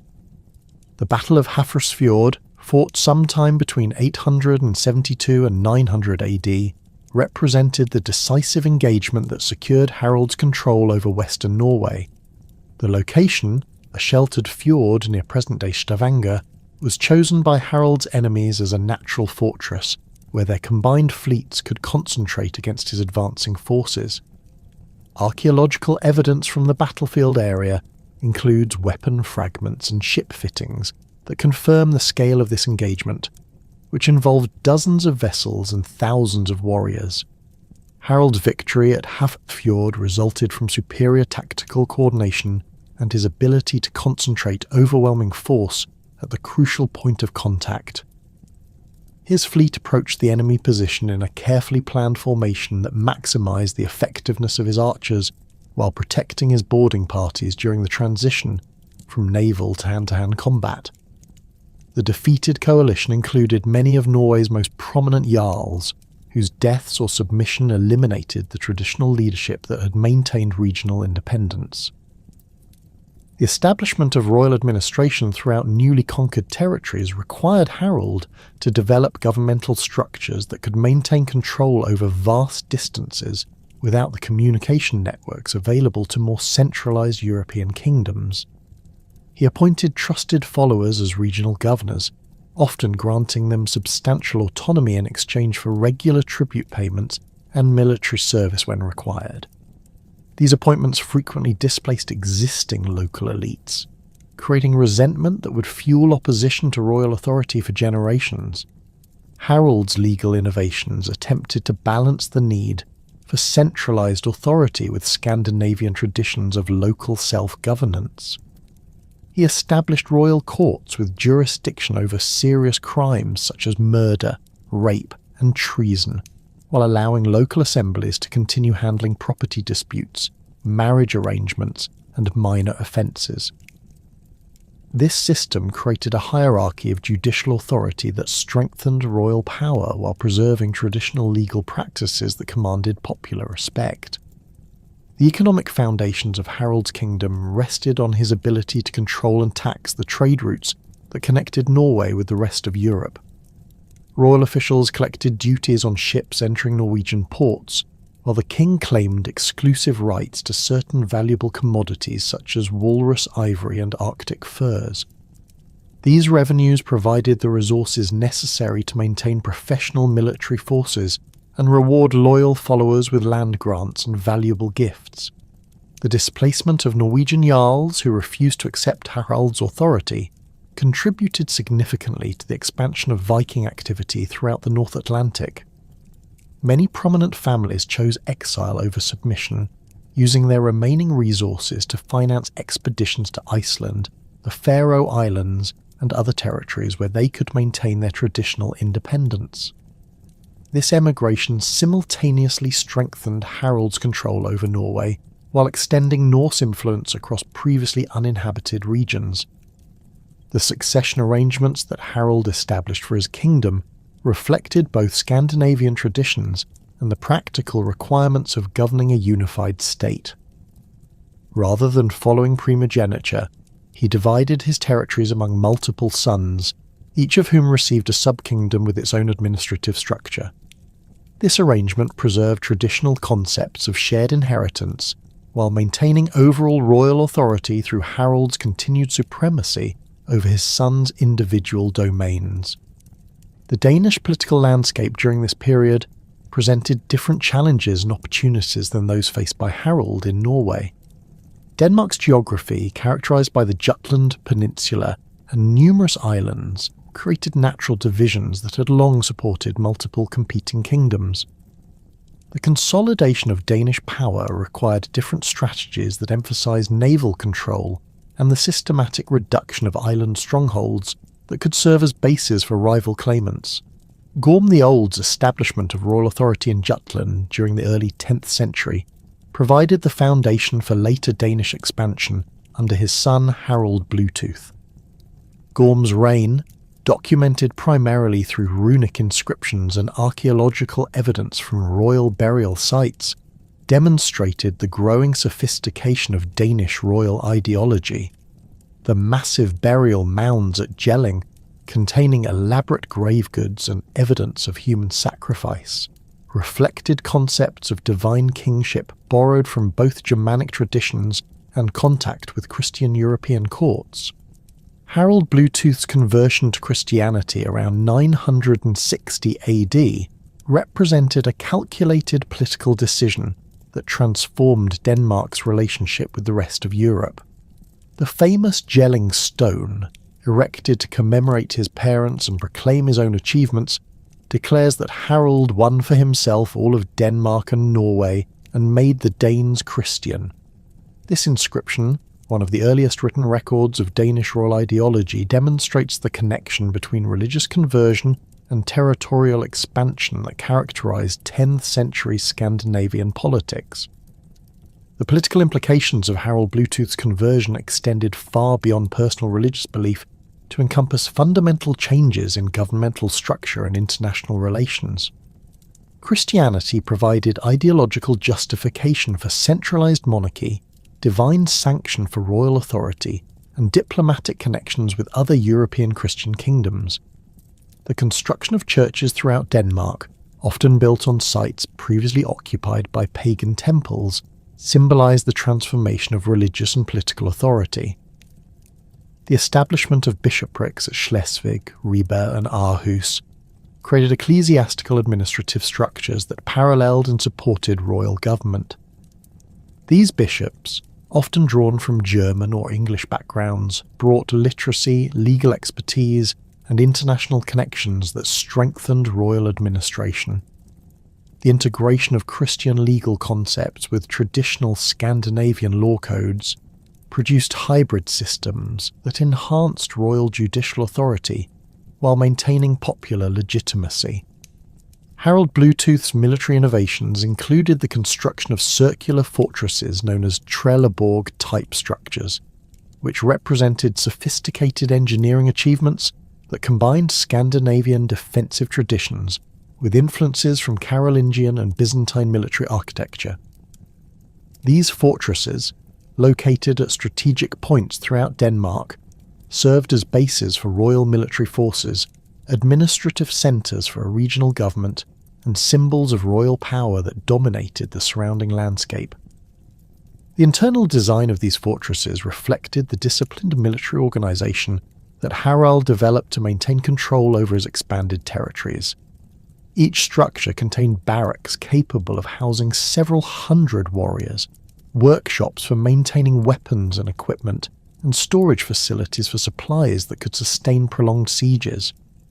The precise geometric layout of these installations demonstrates the influence of foreign military engineers and the systematic approach to fortress construction that characterized Harald's reign. The rebellion of Harald Bluetooth's son, Sween Forkbeard, around 987 AD, illustrated the continuing tensions between traditional Scandinavian concepts of shared authority and the centralizing tendencies of Christian monarchy. Sween's successful overthrow of his father reflected both personal ambition and broader dissatisfaction with Harald's policies among traditional Danish elites, who resented the influence of foreign clergy and the erosion of customary privileges. Sween Forkbeard's reign marked the beginning of the most ambitious phase of Danish expansion, as he systematically developed the military and naval capabilities necessary for large-scale overseas conquest. His forces combined traditional Viking tactical skills with organisational innovations that enabled sustained campaigns far from Danish bases. The creation of permanent military camps in England, supported by regular supply convoys from Denmark, demonstrated logistical capabilities that surpassed previous Viking achievements. The conquest of England under Swene Forkbeard and his son Knut represented the culmination of Scandinavian political development and created the most extensive Viking empire in history. Swene's initial campaigns during the 990s and early 1000s followed traditional raiding patterns, but his final invasion in 1013 aimed at permanent conquest and the establishment of Danish royal authority over the Anglo-Saxon kingdoms. The military forces that Swene assembled for his English campaigns included professional warriors from throughout Scandinavia, supplemented by levies from Danish territories and mercenaries attracted by the prospect of English wealth. These armies were organised into standardised units, with clear command structures, uniform equipment standards, and specialised roles for different types of combat. Archaeological evidence from military camps reveals the sophisticated logistical systems that supported these forces during extended campaigns. Sweyn's death in 1014, shortly after his recognition as King of England, created a succession crisis that threatened to fragment his achievements. However, his son Signut's successful consolidation of power demonstrated the institutional strength that Danish monarchy had achieved. Signut's ability to maintain control over both Denmark and England, while extending his authority to Norway, reflected administrative capabilities that rivaled those of any contemporary European ruler. The North Sea Empire that Knut created between 1016 and 1035 represented the most successful attempt at Scandinavian political unification and demonstrated the potential for Viking kingdoms to compete with established European powers. Signut's territories included Denmark, England, Norway, and parts of Sweden, creating a maritime empire that controlled crucial trade routes and commanded resources comparable to the Carolingian or Byzantine empires. Signut's governmental innovations combined Anglo-Saxon administrative traditions with Scandinavian royal practices to create hybrid institutions capable of governing diverse populations across vast distances. He retained English legal systems and governmental structures while introducing Scandinavian concepts of royal authority and military organisation. This approach enabled him to maintain legitimacy among both English and Danish populations, while creating unified policies for his entire empire. The religious policies that Knut developed reflected his understanding that successful rule required accommodation with existing Christian institutions, while maintaining the loyalty of Scandinavian followers who retained strong attachments to traditional beliefs. He patronised English monasteries and churches while supporting missionary activities in Scandinavia, presenting himself as a Christian king to European audiences while avoiding alienation of pagan elements within his own forces. The military organisation of Signut's empire relied heavily on professional forces known as housecarls, elite warriors who served as both royal bodyguards and the core of field armies. These troops received regular wages, standardised equipment, and specialised training that made them superior to traditional militia forces. The housecarl system provided Knut with reliable military power that was not dependent on seasonal recruitment or the cooperation of regional nobles. The economic foundations of the North Sea Empire rested on Signut's ability to extract regular taxation from his various territories while maintaining the trade networks that generated commercial wealth. English danegeld, originally paid to buy off Viking raiders, became a regular tax that provided substantial revenues for royal administration. Similarly, tribute from Norwegian territories and customs duties from Danish ports created diverse revenue streams that supported imperial government.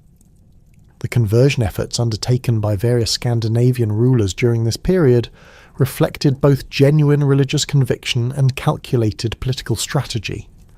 Olaf Tryggvason of Norway's aggressive Christianization campaigns during the 990 combined missionary activity with military conquest as he systematically destroyed pagan temples while establishing churches and appointing bishops throughout his territories. Olaf Tryggvason's methods of promoting Christianity often involved dramatic confrontations with pagan religious practices that were designed to demonstrate the superior power of the Christian god. Archaeological evidence from destroyed temple sites reveals the systematic nature of these campaigns, which eliminated not only religious buildings but also the economic and social networks that had supported traditional beliefs. The replacement of pagan festivals with Christian celebrations created new annual cycles that reinforced royal authority while integrating Norwegian society with broader European Christian culture. The resistance that Olaf encountered from traditional religious leaders and their followers illustrated the deep cultural attachments that many Scandinavians maintained to their ancestral beliefs. Pagan priests, known as Gothi, possessed considerable influence within their communities and often organised opposition to Christian conversion efforts. The conflicts between Christian and pagan factions frequently escalated into armed confrontations that weakened royal authority and provided opportunities for rival claimants to challenge established rulers. The political fragmentation that characterised the later Viking period resulted from the inherent tensions between the centralising tendencies of Christian monarchy and traditional Scandinavian concepts of shared authority among competing elites. The death of strong rulers like Knut often triggered succession disputes that divided previously unified territories among multiple claimants, each supported by different factions within the nobility. The civil wars that plagued Norway following the death of Olaf II in 1030 exemplified these destructive conflicts. Magnus the Good's attempts to maintain royal authority faced constant challenges from rival claimants supported by Danish forces, regional jarls seeking to restore traditional autonomy, and Christian factions opposed to his policies. These conflicts devastated the Norwegian economy, disrupted trade networks, and weakened the kingdom's ability to resist external threats. The fragmentation of Danish power following Sinut's death in 1035 demonstrated the difficulty of maintaining unified control over the diverse territories that comprised the North Sea Empire.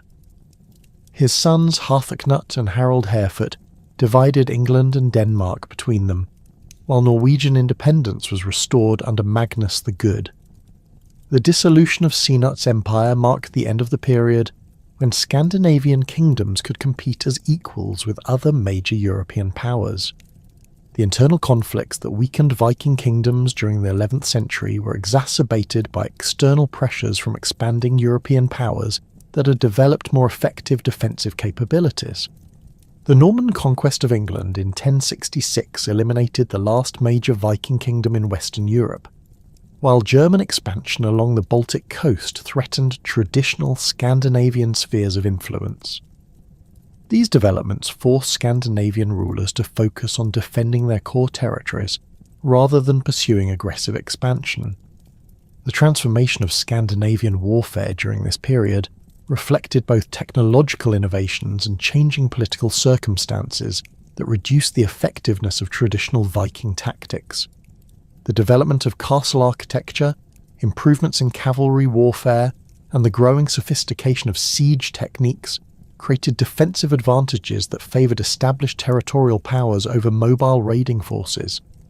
Viking armies that had once terrorised European coastlines found themselves increasingly unable to achieve decisive victories against well-prepared opponents.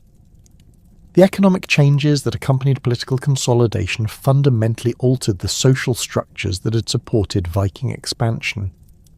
The growth of towns, the development of specialised crafts production, and the expansion of agricultural productivity created new sources of wealth that reduced the relative importance of raiding and conquest. Young Scandinavian men who might previously have sought their fortunes through Viking expeditions increasingly found opportunities for advancement through trade, royal service, or agricultural development. The religious worldview that shaped Viking society rested on a complex cosmological framework that envisioned the universe as 9 interconnected realms suspended within the branches and roots of Yggdrasil, the world tree. This massive ash tree served as both the physical structure supporting all existence and the spiritual axis around which divine, human, and supernatural forces operated. The tree's 3 primary roots extended into different wells that provided knowledge, fate, and the waters of life, while its branches reached across all the worlds, providing pathways for gods, spirits, and the souls of the dead.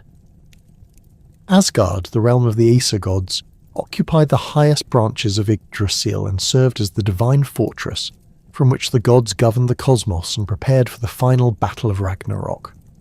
Archaeological evidence from temple sites throughout Scandinavia reveals that Viking communities constructed their most important religious buildings to mirror this celestial architecture, with tall wooden posts representing Yggdrasil's trunk and elaborate roof structures symbolizing the tree's spreading branches.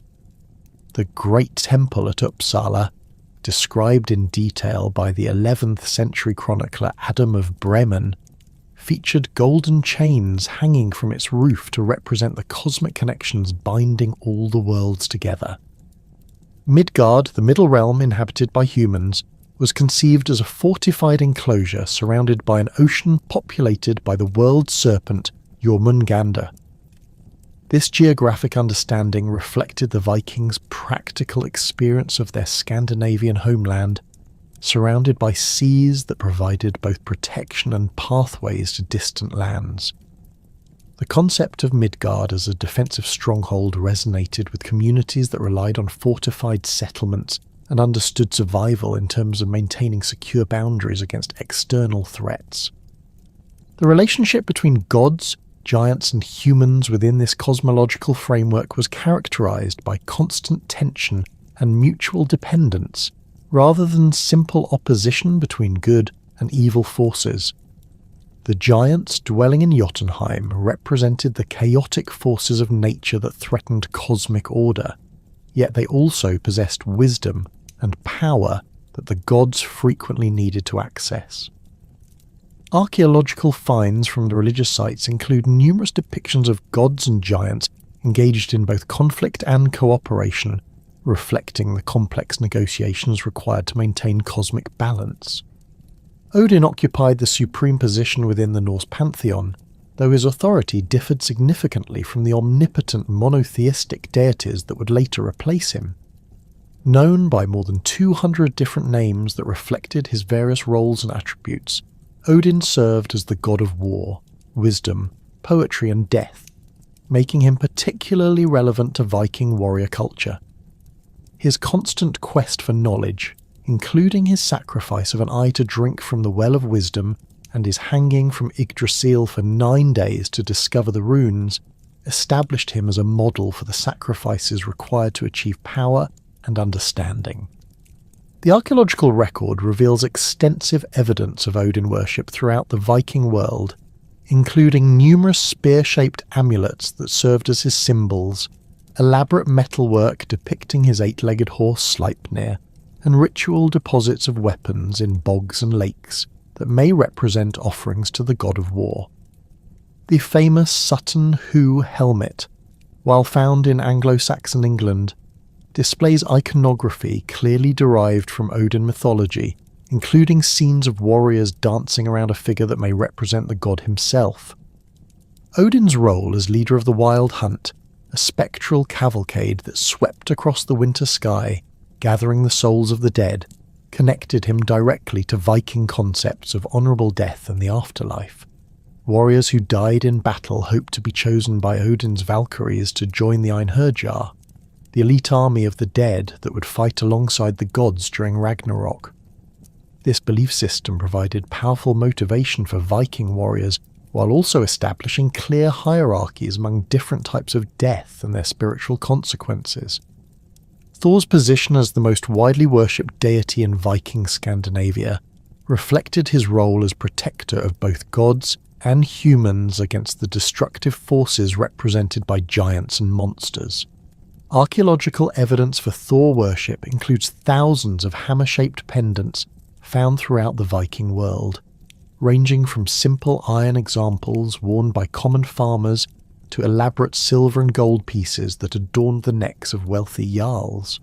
These hammers, known as Mjolnir after Thor's legendary weapon, served both as protective amulets and as symbols of religious identity that distinguished Norse pagans from their Christian neighbours. The popularity of Thor among ordinary Vikings stemmed from his association with agricultural fertility, weather control, and protection of the home. Unlike Odin, whose worship often required elaborate rituals and substantial sacrifices, Thor could be honoured through simple daily practices such as making the sign of the hammer over food before eating or invoking his protection before beginning dangerous work. Archaeological excavations of Viking Age farms have revealed numerous small altars and ritual deposits associated with Thor worship, indicating that his cult penetrated deeply into the daily lives of rural communities. Thor's battles against giants and monsters provided narrative frameworks that helped Vikings understand and cope with the natural disasters that frequently threatened their communities. His conflicts with the world serpent Jormungandr represented the ongoing struggle between order and chaos that characterized human existence, while his journeys to Jotunheim demonstrated the courage and strength required to confront overwhelming dangers. These mythological narratives served educational functions, teaching moral lessons about proper behaviour while providing entertainment during the long winter months when communities gathered around their hearths. The fertility deities Freya and Freyja, members of the Vanir tribe of gods who had been incorporated into the Aesir pantheon through ancient treaties, played crucial roles in Viking religious life that complemented the warrior aspects emphasized by Odin and Thor. Freyr, associated with prosperity, fertility, and peaceful rulership, received particular veneration from jarls and kings, who needed to demonstrate their ability to provide abundance for their followers. Archaeological evidence from royal burial sites includes numerous phallic symbols and fertility figurines that may represent offerings to Freya or attempts to ensure continued prosperity in the afterlife. Freya's position as goddess of love, fertility and death made her one of the most complex and important deities in the Norse pantheon. She received half of all warriors who died in battle, taking them to her hall Folkvanga rather than to Odin's Valhalla, though the specific criteria that determine this division remain unclear in surviving sources. Her association with Sida magic, a form of shamanic practice that involved prophecy and manipulation of fate, connected her to the powerful female religious practitioners who played important roles in Viking communities.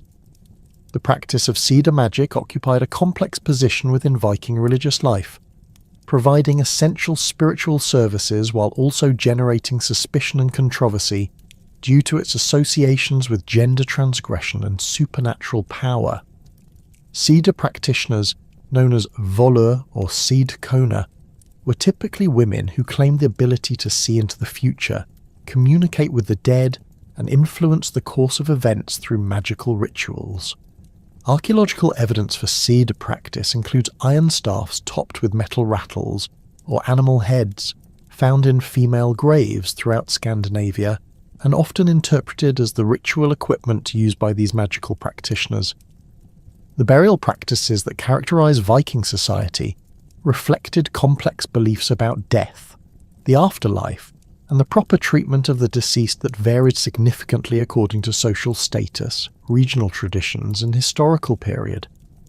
The most spectacular burials, involving the interment of entire ships along with their owners and elaborate grave goods, represented only a small fraction of Viking Age mortuary practices but have received disproportionate attention due to their archaeological visibility and dramatic nature. The ship burials discovered at sites such as Gokstad and Oseberg in Norway reveal the extraordinary wealth and craftsmanship that elite Viking families devoted to ensuring proper treatment of their dead. The Oseberg ship, buried around 834 AD with 2 women and an enormous collection of grave goods, contained intricately carved wooden objects, elaborate textiles, and evidence of human and animal sacrifices that demonstrate the complex rituals surrounding high-status death. The ship itself, measuring over 21 metres in length and decorated with serpentine carvings along its prow and stern, served as both a practical vessel for the journey to the afterlife and a symbol of the deceased's power and status. The grave goods accompanying Viking burials provide detailed insights into beliefs about the afterlife and the needs of the dead in their new existence. Warriors were typically buried with their weapons, including swords, spears, axes and shields that would enable them to continue fighting in the armies of the gods.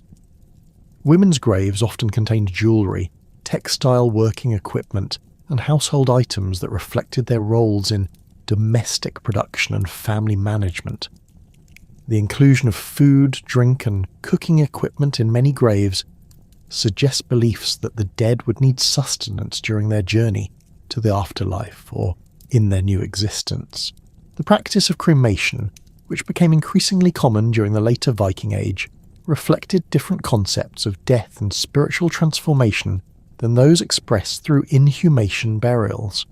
The burning of the deceased, often along with their possessions and sometimes their ships, was believed to release the soul from its physical constraints and speed its journey to the appropriate afterlife destination. Archaeological evidence from cremation sites reveals elaborate rituals that could last for days, with the ashes and melted grave goods eventually buried in mounds or scattered in significant locations. The concept of Valhalla as the ultimate destination for warriors who died gloriously in battle provided powerful motivation for Viking military culture, while also establishing clear hierarchies among different types of the death. This great hall, described in poetic sources as having 540 doors through which 800 warriors could march abreast, served as both a reward for heroic behaviour and a training ground where the Einherjar prepared for their final battle against the forces of chaos. The daily routine of fighting, dying, and being restored to life for evening feasts created an idealised version of warrior existence that emphasised eternal conflict and camaraderie. However, Valhalla represented only one of several possible afterlife destinations available to the dead, and the criteria for admission remained more complex than simple death in battle. Archaeological evidence suggests that beliefs about the afterlife varied considerably among different communities and social groups, with some emphasising ancestor worship and the continued presence of the dead among the living, while others focused on more distant spiritual realms where the deceased joined the gods or other supernatural beings. The gradual conversion of Viking society to Christianity between 1000 and 1150 AD created complex processes of religious syncretism that blended traditional Norse beliefs with Christian theology and practice. This transformation occurred unevenly across different regions and social groups, with royal courts often adopting Christianity for political reasons, while rural communities maintained traditional practices for generations. Archaeological evidence reveals the coexistence of pagan and Christian symbols in the same graves, suggesting that many Vikings saw no fundamental contradiction between their ancestral beliefs and the new religion. The role of missionary kings in promoting Christian conversion reflected the political advantages that Christianity offered to rulers seeking to consolidate power and establish diplomatic relationships with other European kingdoms. Kings such as Olaf Tryggvason of Norway and Olaf the Stout used military force to destroy pagan temples and compel their subjects to accept baptism, though the depth of these conversions often remained questionable. The famous account of Olaf Tryggvason's confrontation with the pagan priests at the Temple of Uppsala, where he allegedly demonstrated Christ's superiority by surviving ordeal by fire, illustrates the dramatic methods employed to discredit traditional religious practices.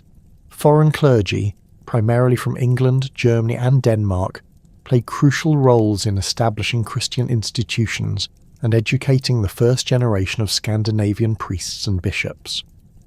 These missionaries brought not only theological knowledge but also literacy, administrative skills, and architectural expertise that supported the development of church hierarchies and religious buildings. Archaeological excavations of early Christian churches in Scandinavia reveal the influence of foreign building traditions adapted to local materials and construction techniques, creating distinctive regional styles that combined Christian symbolism with traditional Scandinavian decorative elements. The syncretism that characterized the conversion period is most clearly visible in the artistic and material culture of the 11th and 12th centuries, where Christian and pagan motifs appear side by side on the same objects. The famous Gosforth cross in Cumbria, carved by Scandinavian craftsmen, depicts scenes from both Christian and Norse mythology, including the crucifixion of Christ alongside Ragnarok imagery. Similar examples throughout the Viking world demonstrate the creative ways in which communities integrated their traditional beliefs with Christian teachings. The transformation of burial practices during the conversion period reveals the gradual adoption of Christian concepts about death and the afterlife, though many traditional elements persisted in modified forms. Christian burials typically oriented the deceased toward the east and eliminated grave goods based on beliefs that the dead would be resurrected rather than continuing their earthly existence in spiritual form. However, archaeological evidence shows that many supposedly Christian burials continued to include personal items, weapons, and other goods that reflected persistent beliefs about the needs of the dead. The development of Christian institutions in Scandinavia required substantial adaptations to local conditions and traditional practices that had governed religious life for centuries. The establishment of bishoprics at major trading centres such as Schleswig, Ribe and Sigtuna created new centres of religious authority, while also providing administrative support for royal government. These bishops, often drawn from foreign backgrounds, faced the challenging task of ministering to populations that retained strong attachments to traditional beliefs, while also supporting royal policies that might conflict with Christian teachings. The construction of stone churches throughout Scandinavia during the 11th and 12th centuries represented both architectural achievements and powerful symbols of religious transformation. These buildings, often built on sites previously occupied by pagan temples, demonstrated the triumph of Christianity, while also accommodating traditional practices through the incorporation of familiar, decorative elements and spatial arrangements. The stave churches of Norway, with their distinctive wooden construction and elaborate carved decorations, created uniquely Scandinavian expressions of Christian architecture that reflected local building traditions and artistic preferences. The preservation of Norse mythology and traditional stories during the Christian period occurred primarily through the efforts of Icelandic scholars and poets who recognized the cultural value of these narratives even as they accepted Christian theology. The compilation of mythological material in works such as the Prose Edda and Poetic Edda created literary monuments that preserve detailed knowledge of pre-Christian beliefs for future generations. These texts, written by Christians for Christian audiences, presented Norse mythology as historical curiosities rather than living religious traditions, enabling their preservation while neutralizing their potential religious authority. The cultural life of Viking communities extended far beyond religious practices to encompass rich traditions of storytelling, poetry, music, and artistic production that provided entertainment, education, and social cohesion during the long winter months when outdoor activities were limited. The development of skaldic poetry, with its complex metaphors and intricate verse structures, created a sophisticated literary tradition that celebrated heroic achievements while preserving historical memories and genealogical information crucial for maintaining social hierarchies. Archaeological evidence reveals the material foundations that supported this cultural flowering, including specialized workshops for producing luxury goods, trading networks that supplied exotic raw materials, and social institutions that provided patronage for artists and craftsmen. The discovery of elaborate metalwork, carved wooden objects, and textile fragments throughout the Viking world demonstrates the high level of artistic achievement that characterized this period and the cultural values that prioritized beauty and craftsmanship alongside military prowess and commercial success. The artistic achievements of Viking Age Scandinavia reflected a sophisticated aesthetic tradition that evolved through distinct stylistic phases, each responding to changing cultural influences, technological innovations, and social transformations. The earliest recognizable Viking art style, known as Oseberg after the famous Norwegian ship burial, emerged around 800 AD and established foundational principles that would influence Scandinavian artistic expression for the next 4 centuries. The Oseberg style featured intricate animal forms characterized by gripping beasts with bulbous eyes, prominent claws, and bodies that twisted and interlaced in complex patterns covering the surfaces of wooden objects, metalwork, and stone carvings. The craftsmen who created Oseberg-style decorations demonstrated remarkable technical skill in translating 2-dimensional designs onto 3-dimensional surfaces, creating compositions that maintained visual coherence while accommodating the practical requirements of functional objects. The famous wooden cart from the Oseberg burial exemplifies this achievement, with its carved panels featuring processions of animals whose bodies flow seamlessly around corners and across different planes. The artists achieved these effects through careful planning and mathematical precision, using compass-drawn circles and geometric grids to establish proportional relationships between different elements of their compositions. Archaeological analysis of Oseberg-style objects reveals the use of specialized tools and techniques that enabled craftsmen to achieve unprecedented levels of detail and refinement. Iron knives with curved blades allowed carvers to create the smooth, flowing lines that characterized the style's animal forms, while bronze inlays provided color contrast that enhanced the visibility of intricate patterns. The discovery of partially completed objects in craft workshops shows that these decorations were planned and executed systematically, with preliminary sketches guiding the final carving process. The symbolic content of Oseberg art drew heavily on Norse mythology and religious beliefs, though the specific meanings of many motifs remain disputed among modern scholars. The gripping beasts that dominate the style may represent protective spirits or mythological creatures associated with particular gods, while the interlacing patterns could symbolize the interconnected nature of the cosmic order described in Norse cosmology. The frequent appearance of these designs on high-status objects suggests that they serve not merely as decoration, but as statements of religious affiliation and social position. The transition from Oseberg to Bora style around 850 AD reflected broader cultural changes occurring throughout Scandinavia as Viking society became more hierarchical and militaristic.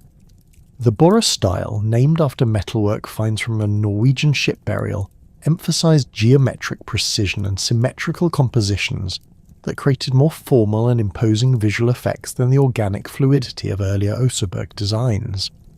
The characteristic ring-chain motifs of Bora art consisted of interlocking circles and figure-8 patterns that could be extended indefinitely across large surfaces, making them particularly suitable for architectural decoration and monumental sculpture. The technical innovations that enabled Bora-style production included improvements in metalworking techniques that allowed craftsmen to create more complex cast bronze and silver objects. Archaeological evidence from metalworking sites reveals the use of sophisticated multi-piece molds that could produce identical decorative elements for mass production, while also accommodating the custom modifications required for high-status commissions. The standardization of certain Bora motifs across different media and geographical regions suggests the emergence of specialized workshops that supplied decorative objects throughout the Viking world. The geographical distribution of Bora-style artifacts demonstrates the extensive trade networks that connected Scandinavian craft centers with markets throughout Northern Europe. Examples of Bora metalwork have been found in Viking Age contexts from Iceland to Russia, indicating that these objects served as both trade goods and diplomatic gifts that spread Scandinavian artistic influence far beyond the Nordic homelands. The adaptation of bore motifs by local craftsmen in different regions created regional variants that combined Scandinavian design principles with indigenous artistic traditions. The gelling style, which emerged around 925 AD during the reign of King Gorm the Old of Denmark, marked a significant departure from earlier Viking art traditions through its emphasis on narrative content and royal symbolism. The style takes its name from the great runic stones erected at Jelling by Gorm and his son Harald Bluetooth, which feature some of the earliest examples of the new artistic approach. The larger Jelling stone, commissioned by Harald to commemorate his parents and proclaim his own achievements, displays a sophisticated composition combining runic inscriptions with figural imagery that tells a coherent story about royal power and religious transformation. The artistic program of the Jelling stones reveals the influence of Christian iconography on Scandinavian visual culture, even before the formal conversion of the Danish royal house. The depiction of a great beast, possibly representing the Lion of Judah or another Christian symbol, demonstrates the artist's familiarity with European Christian art traditions and their ability to adapt foreign motifs to Scandinavian aesthetic preferences. The integration of runic text with figural decoration created new possibilities for artistic expression that would influence Scandinavian art for generations. The technical execution of the Jelling stones required unprecedented levels of planning and coordination, involving teams of stonemasons, rune masters, and artists working together to create unified compositions. Archaeological investigation of the stones has revealed evidence of preliminary sketches and guidelines that helped coordinate the placement of different elements, while analysis of the carving techniques shows the use of specialized tools designed for working granite and other hard stones. The scale and complexity of these monuments demonstrate the resources that Viking Age rulers could mobilize for artistic projects that served both religious and political purposes. The Mammon style, named after a decorated axe found in a Danish grave dating to around 970 AD, represented the culmination of Viking Age animal art and demonstrated the highest levels of technical and artistic achievement reached by Scandinavian craftsmen. The style featured large, powerful animals with muscular bodies, prominent eyes, and elaborate surface decorations that combined traditional interlacing patterns with new motifs derived from plant forms. The increased naturalism of Mammon animals reflected growing contact with European artistic traditions, while maintaining distinctively Scandinavian characteristics that distinguish them from contemporary art in other regions. The Mammon axe itself exemplifies the style's characteristics and demonstrates the luxury objects that wealthy Vikings commissioned for both practical use and ceremonial display. The weapon's iron blade was inlaid with silver wire forming intricate patterns, while its wooden handle was decorated with silver bands featuring animal and plant motifs executed in the highest quality craftsmanship. The combination of functional excellence with artistic sophistication reflects the Viking emphasis on objects that served multiple purposes as tools, weapons, status symbols, and works of art. The production of Mammon-style objects required access to expensive raw materials and specialized craftsmen whose skills commanded high prices in Viking Age markets. Archaeological evidence from craft workshops reveals the use of imported silver, gold, and precious stones in the creation of luxury items, while the technical complexity of many objects suggests long apprenticeships and specialized knowledge that was carefully guarded by master craftsmen. The concentration of high-quality Mammon objects in royal and aristocratic graves indicates that this style served primarily elite patrons who used artistic patronage to display their wealth and cultural sophistication. The Ringerike style, which developed around 1000 AD and took its name from decorated stone monuments in the Ringerike district of Norway, marked the beginning of a new phase in Scandinavian art that reflected the increasing influence of Christian culture on traditional Norse artistic traditions. The style featured large dynamic animals with flowing manes and tails that created sweeping linear compositions across the surfaces of decorated objects. The increased emphasis on movement and dramatic gesture reflected new aesthetic preferences that may have been influenced by European Romanesque art, though the fundamental design principles remained distinctively Scandinavian. The technical innovations that characterized Ringerike art included new approaches to surface decoration that created more unified and coherent compositions than earlier styles had achieved. Artists began using continuous background patterns that connected different figural elements, creating overall designs that could be read as unified compositions rather than collections of separate motifs. The development of these techniques required sophisticated understanding of visual design principles and mathematical relationships that enabled craftsmen to create complex patterns that maintained their coherence across large surfaces.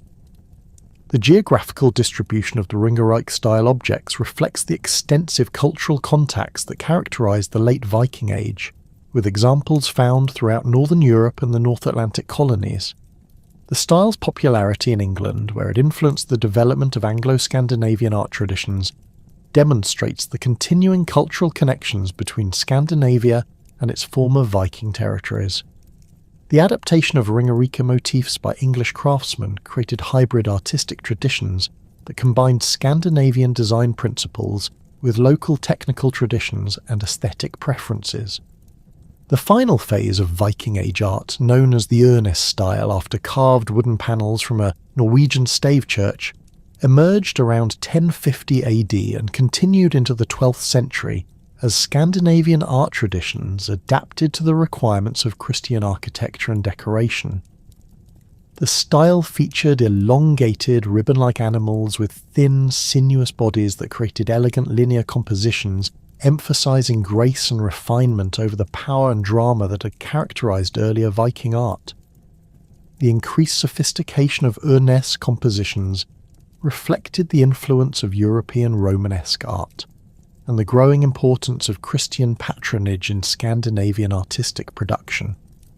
The technical achievements of Ørnes-style craftsmen included new approaches to wood carving that created three-dimensional effects through the use of multiple levels of relief and sophisticated undercutting techniques. The famous Ørnes church panels demonstrate these innovations, with their interlacing animals carved in such deep relief that they appear to move independently of their background. The creation of these effects required exceptional skill and experience, suggesting that the craftsmen who worked in the Ørnes style represented the culmination of centuries of technical development in Scandinavian wood carving. The symbolic content of Ørnes art reflected the complex process of religious and cultural transformation that characterized the late Viking Age. Traditional Norse animal motifs were reinterpreted within Christian contexts, with serpents and dragons representing the forces of evil overcome by Christian virtue, while other animals symbolized various aspects of Christian theology. The integration of these Christian meanings with traditional Scandinavian artistic forms created new possibilities for religious expression that enabled converted Vikings to maintain connections with their cultural heritage while embracing their new faith. The development of runic writing systems provided Vikings with their primary means of preserving information in written form, though the extent and purposes of runic literacy remain limited compared to the Latin-based writing systems used elsewhere in medieval Europe. The Elderfathark, consisting of 24 characters representing individual sounds, served as the standard runic alphabet throughout the early Viking Age, and enabled the creation of inscriptions that recorded everything from personal names to magical formulas. Archaeological evidence reveals that runic writing was practiced throughout Scandinavia and the Viking colonies, with inscriptions found on objects ranging from everyday tools to elaborate memorial stones. The technical aspects of runic writing reflected its origins as a system designed for carving on wood, stone and metal rather than writing on parchment or paper. The angular forms of runic characters avoided the curved lines that were difficult to carve with iron tools, while the relatively simple alphabet reduced the number of characters that craftsmen needed to master. Archaeological analysis of runic inscriptions reveals the use of specialized carving techniques that created clear, legible text even on hard materials such as granite and basalt. The transition from Elder Futhark to Younger Futhark around 800 AD reflected changes in the Scandinavian languages and the practical requirements of runic writing. The Younger Futhark reduced the number of characters from 24 to 16, creating a more streamlined system that was easier to learn and use, but less precise in representing the sounds of spoken language.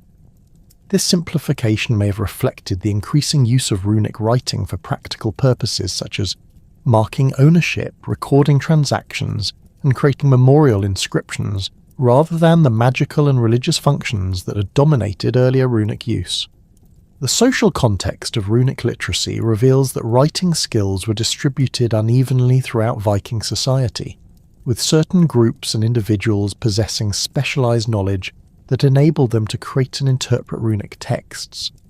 Archaeological evidence suggests that runic writing was practiced by merchants who needed to mark their goods and record transactions, craftsmen who signed their work, and religious specialists who created magical inscriptions. The concentration of complex runic inscriptions in high-status contexts indicates that advanced literacy was associated with wealth and social position, though basic runic skills appear to have been more widely distributed. The commemorative functions of runic inscriptions created some of the most impressive monuments of Viking Age Scandinavia, including the great memorial stones that recorded the achievements of prominent individuals and families. These stones, found throughout Sweden, Denmark and Norway, typically featured standardized formulas that identified the deceased, their relationship to the commemorators, and their notable achievements. The rock stone in Sweden, containing one of the longest runic inscriptions known, demonstrates the sophisticated literary capabilities that some runic writers achieved, with its complex verse forms and allusions to mythological events. The practical applications of runic writing extended beyond memorial inscriptions to include a wide range of everyday functions that reveal the integration of literacy into Viking daily life. Archaeological finds include runic inscriptions on wooden sticks that may have served as letters or business records, carved bone and antler objects with ownership marks, and metal items bearing makers' signatures or magical formulas. The discovery of runic inscriptions in contexts ranging from urban craft quarters to rural farmsteads suggests that basic literacy was more common in Viking society than previously recognized. The preservation of oral literary traditions through the development of saga literature represents one of medieval Europe's most remarkable cultural achievements, creating a body of narrative literature that preserved historical memories, genealogical information, and cultural values for future generations. The sagas, composed primarily in Iceland during the 12th and 13th centuries, drew on oral traditions that had been maintained for centuries through the performances of professional storytellers who memorized vast quantities of narrative material. Archaeological evidence from Icelandic farmsteads reveals the social contexts in which these oral traditions were preserved, including the large halls where communities gathered during winter months to hear stories and maintain cultural connections. The historical value of saga literature as a source for understanding Viking Age society remains a subject of ongoing scholarly debate, with historians recognizing both the valuable information preserved in these texts and the literary conventions that may have distorted historical accuracy. The sagas contain detailed descriptions of social customs, legal procedures, religious practices, and material culture that often correspond closely with archaeological evidence, suggesting that they preserve authentic traditions about Viking Age life. However, the influence of medieval literary conventions and Christian moral teachings on saga composition means that these texts must be used carefully as historical sources. The development of skaldic poetry created another important medium for preserving historical information and cultural values, though the complex metaphorical language and intricate verse forms of this tradition make it challenging for modern readers to interpret. Skaldic poems, composed by professional court poets known as skalds, celebrated the achievements of kings and jarls while also preserving genealogical information and historical events. The technical demands of skaldic composition, including complex alliterative patterns and elaborate metaphors known as kennings, required extensive training and cultural knowledge that made skilled skalds valuable members of royal courts throughout Scandinavia. The material culture of Viking society encompassed a vast range of objects that reveal the daily lives, social relationships, and cultural values of people at all levels of the social hierarchy. Archaeological excavations throughout the Viking world have recovered hundreds of thousands of artifacts that provide detailed information about everything from cooking practices to religious beliefs, creating a comprehensive picture of Viking material life that complements and sometimes contradicts the written sources. The systematic analysis of these objects has revealed the sophisticated craft traditions, extensive trade networks, and complex social relationships that characterized Viking Age Scandinavia. The production of jewelry represented one of the most important craft industries in Viking society, creating objects that served multiple functions as personal adornment, wealth storage, and markers of social identity. Archaeological evidence reveals the existence of specialized workshops that produced jewelry for both local consumption and long-distance trade, using techniques that range from simple wire drawing to complex granulation and filigree work. The distribution of similar jewelry types across vast geographical areas demonstrates the extent of Viking trade networks and the standardization of certain decorative traditions throughout the Norse cultural sphere. The weapons found in Viking Age graves and hoards provide detailed information about military technology, social hierarchies, and cultural values that emphasized martial prowess and personal honor. The quality and decoration of individual weapons varied enormously according to their owner's wealth and status, ranging from simple iron spear points used by ordinary farmers to elaborate pattern-welded swords decorated with precious metal inlays. Archaeological analysis of weapon finds has revealed the existence of specialized armoring centers that supplied high-quality weapons throughout northern Europe, while also documenting the local production of simpler weapons for everyday use. The ships that enabled Viking expansion and cultural contact represent perhaps the most impressive technological achievements of Scandinavian craftsmen, combining sophisticated engineering with artistic beauty in vessels that served multiple functions as warships, cargo carriers, and symbols of power. Archaeological investigations of preserved ship remains have revealed the complex construction techniques that enabled Viking shipbuilders to create vessels that were both strong enough to survive ocean voyages and flexible enough to handle the stresses of beach landings and river navigation. The decorative programs applied to high-status vessels, including carved dragon heads and painted shields, transformed these functional objects into works of art that proclaimed their owners' wealth and cultural sophistication. The household items recovered from Viking Age archaeological sites provide intimate glimpses into the daily lives of ordinary people, revealing the tools, containers, and furnishings that supported domestic activities throughout Scandinavian society. Archaeological evidence shows that Viking households possessed sophisticated assemblages of specialized tools for different activities, including textile production, food preparation, metalworking, and woodworking. The quality and variety of these objects indicate that Viking craftsmen had developed efficient production systems that could supply both local needs and export markets with well-made goods that met high standards of functionality and durability.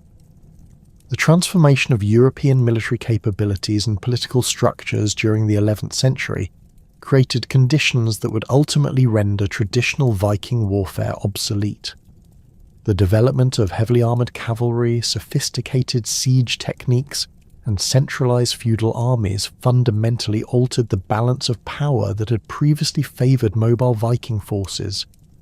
These changes became dramatically apparent during the final Great Viking expedition to England in 1066, when Harold Hardrada's invasion force encountered military innovations that had evolved specifically to counter Scandinavian tactical advantages. Harold Hardrada's claim to the English throne rested on agreements supposedly made between his predecessor Magnus of Norway and Harthacnut of Denmark, though the legal validity of these arrangements remained questionable even by medieval standards. More significantly, Harold possessed the military experience, accumulated wealth, and political connections necessary to mount a credible invasion attempt. His service in the Varangian Guard had provided him with first-hand knowledge of advanced siege warfare, cavalry tactics, and the logistical systems required for sustained military campaigns far from home bases. The invasion fleet that Harold assembled in 1066 represented one of the largest Viking expeditions ever mounted, comprising approximately 300 ships carrying an estimated 9,000 warriors. This massive force included not only Norwegian troops, but also contingents from throughout Scandinavia, mercenaries attracted by Harold's reputation and wealth, and experienced veterans of his previous campaigns in the Mediterranean and Eastern Europe.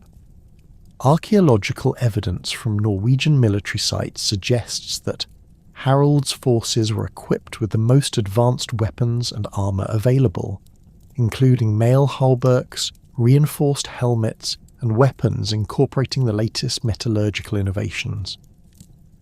The fleet's navigation across the North Sea demonstrated the continued superiority of Scandinavian seamanship, as Harold's ships successfully coordinated their movements across hundreds of miles of open ocean before converging on the Yorkshire coast. The invasion force initially landed on the Tyne River, where they established temporary bases and gathered intelligence about English military preparations. Harold's decision to advance inland toward York reflected his understanding that controlling major urban centres was essential for establishing permanent territorial control rather than merely extracting tribute. The Battle of Fulford on September the 20th, 1066, initially appeared to vindicate Harold's strategic calculations. His forces defeated the Earls Edwin and Morcar, who commanded the primary English forces in northern England, capturing York and securing control over the region's administrative centre. The Norwegian victory demonstrated that traditional Viking tactical skills remained effective against unprepared opponents, as Harold's warriors used their superior mobility and battlefield experience to overwhelm the English forces despite fighting on unfamiliar terrain. However, the rapid response of King Harold Godwinson revealed the improved military capabilities that English kingdoms had developed during decades of Viking pressure. Harold's forced march from London to Yorkshire, covering nearly 200 miles in just 4 days, demonstrated logistical capabilities that far exceeded anything available to earlier Anglo-Saxon rulers. His army included professional housecarls equipped with Danish axes and mail armour, supplemented by well-trained feared militias that had been reorganised specifically to counter Viking tactical advantages. The Battle of Stamford Bridge on September the 25th, 1066, marked the decisive confrontation between the last great Viking invasion force and the evolved military systems that had developed to counter Scandinavian expansion. The battle's location, at a narrow bridge crossing the River Derwent, initially favoured the defenders, as a single Norwegian warrior allegedly held the bridge against the entire English army until he was killed by a spear thrust from below. This dramatic episode, while possibly legendary, symbolised both the individual courage that characterised Viking warfare and the tactical limitations that increasingly constrained Scandinavian military effectiveness. The Norwegian defeat at Stamford Bridge resulted from several factors that illustrated the changing nature of European warfare. Harold Godwinson's forces demonstrated superior tactical coordination, using combined arms tactics that integrated archers, infantry, and cavalry in ways that maximised their effectiveness against Viking shield walls. The English army's equipment advantages, including better armour protection and more sophisticated siege weapons, enabled them to overcome the traditional Norwegian advantages in individual combat skills and battlefield mobility.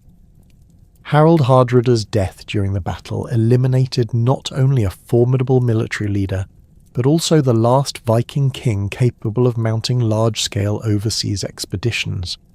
The survivors of his invasion force, reduced to such small numbers that they required only 24 ships for their return voyage, compared to the 300 that had brought them to England, represented the remnants of a military tradition that could no longer compete effectively with the evolving European military systems.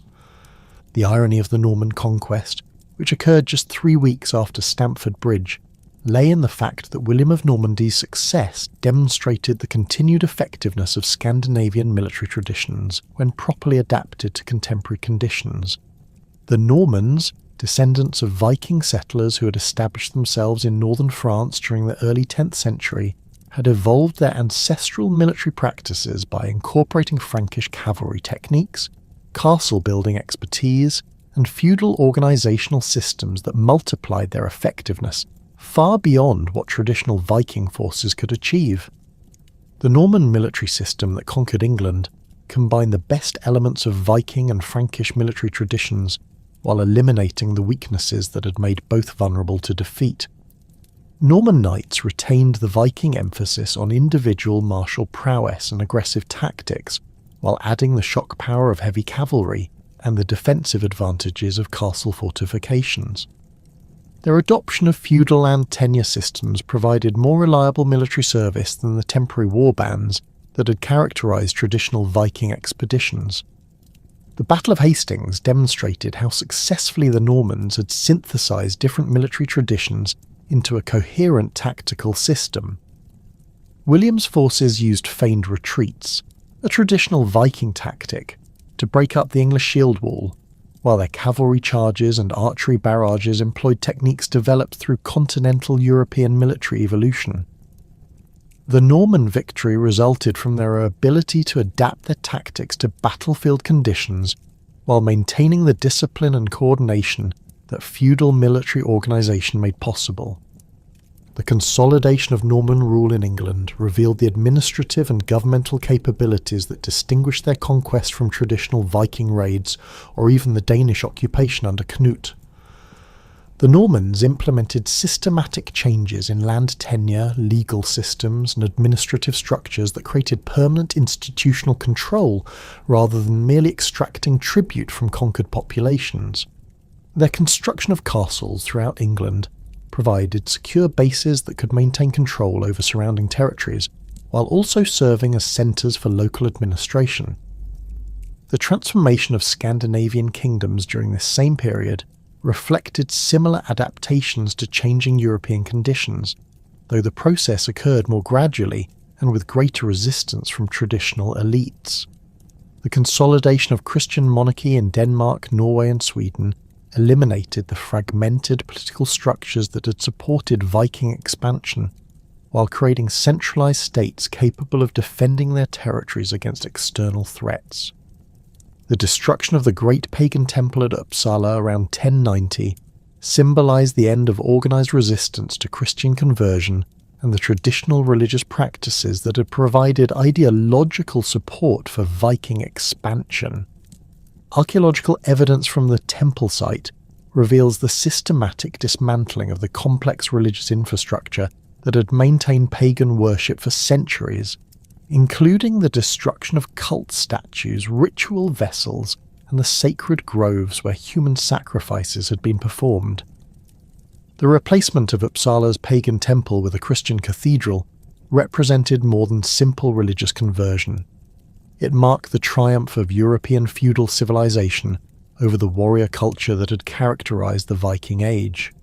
The new cathedral's architectural style, administrative functions, and role in royal ceremonial activities integrated Scandinavia into the broader European Christian community, while eliminating the cultural distinctiveness that had enabled Viking expansion.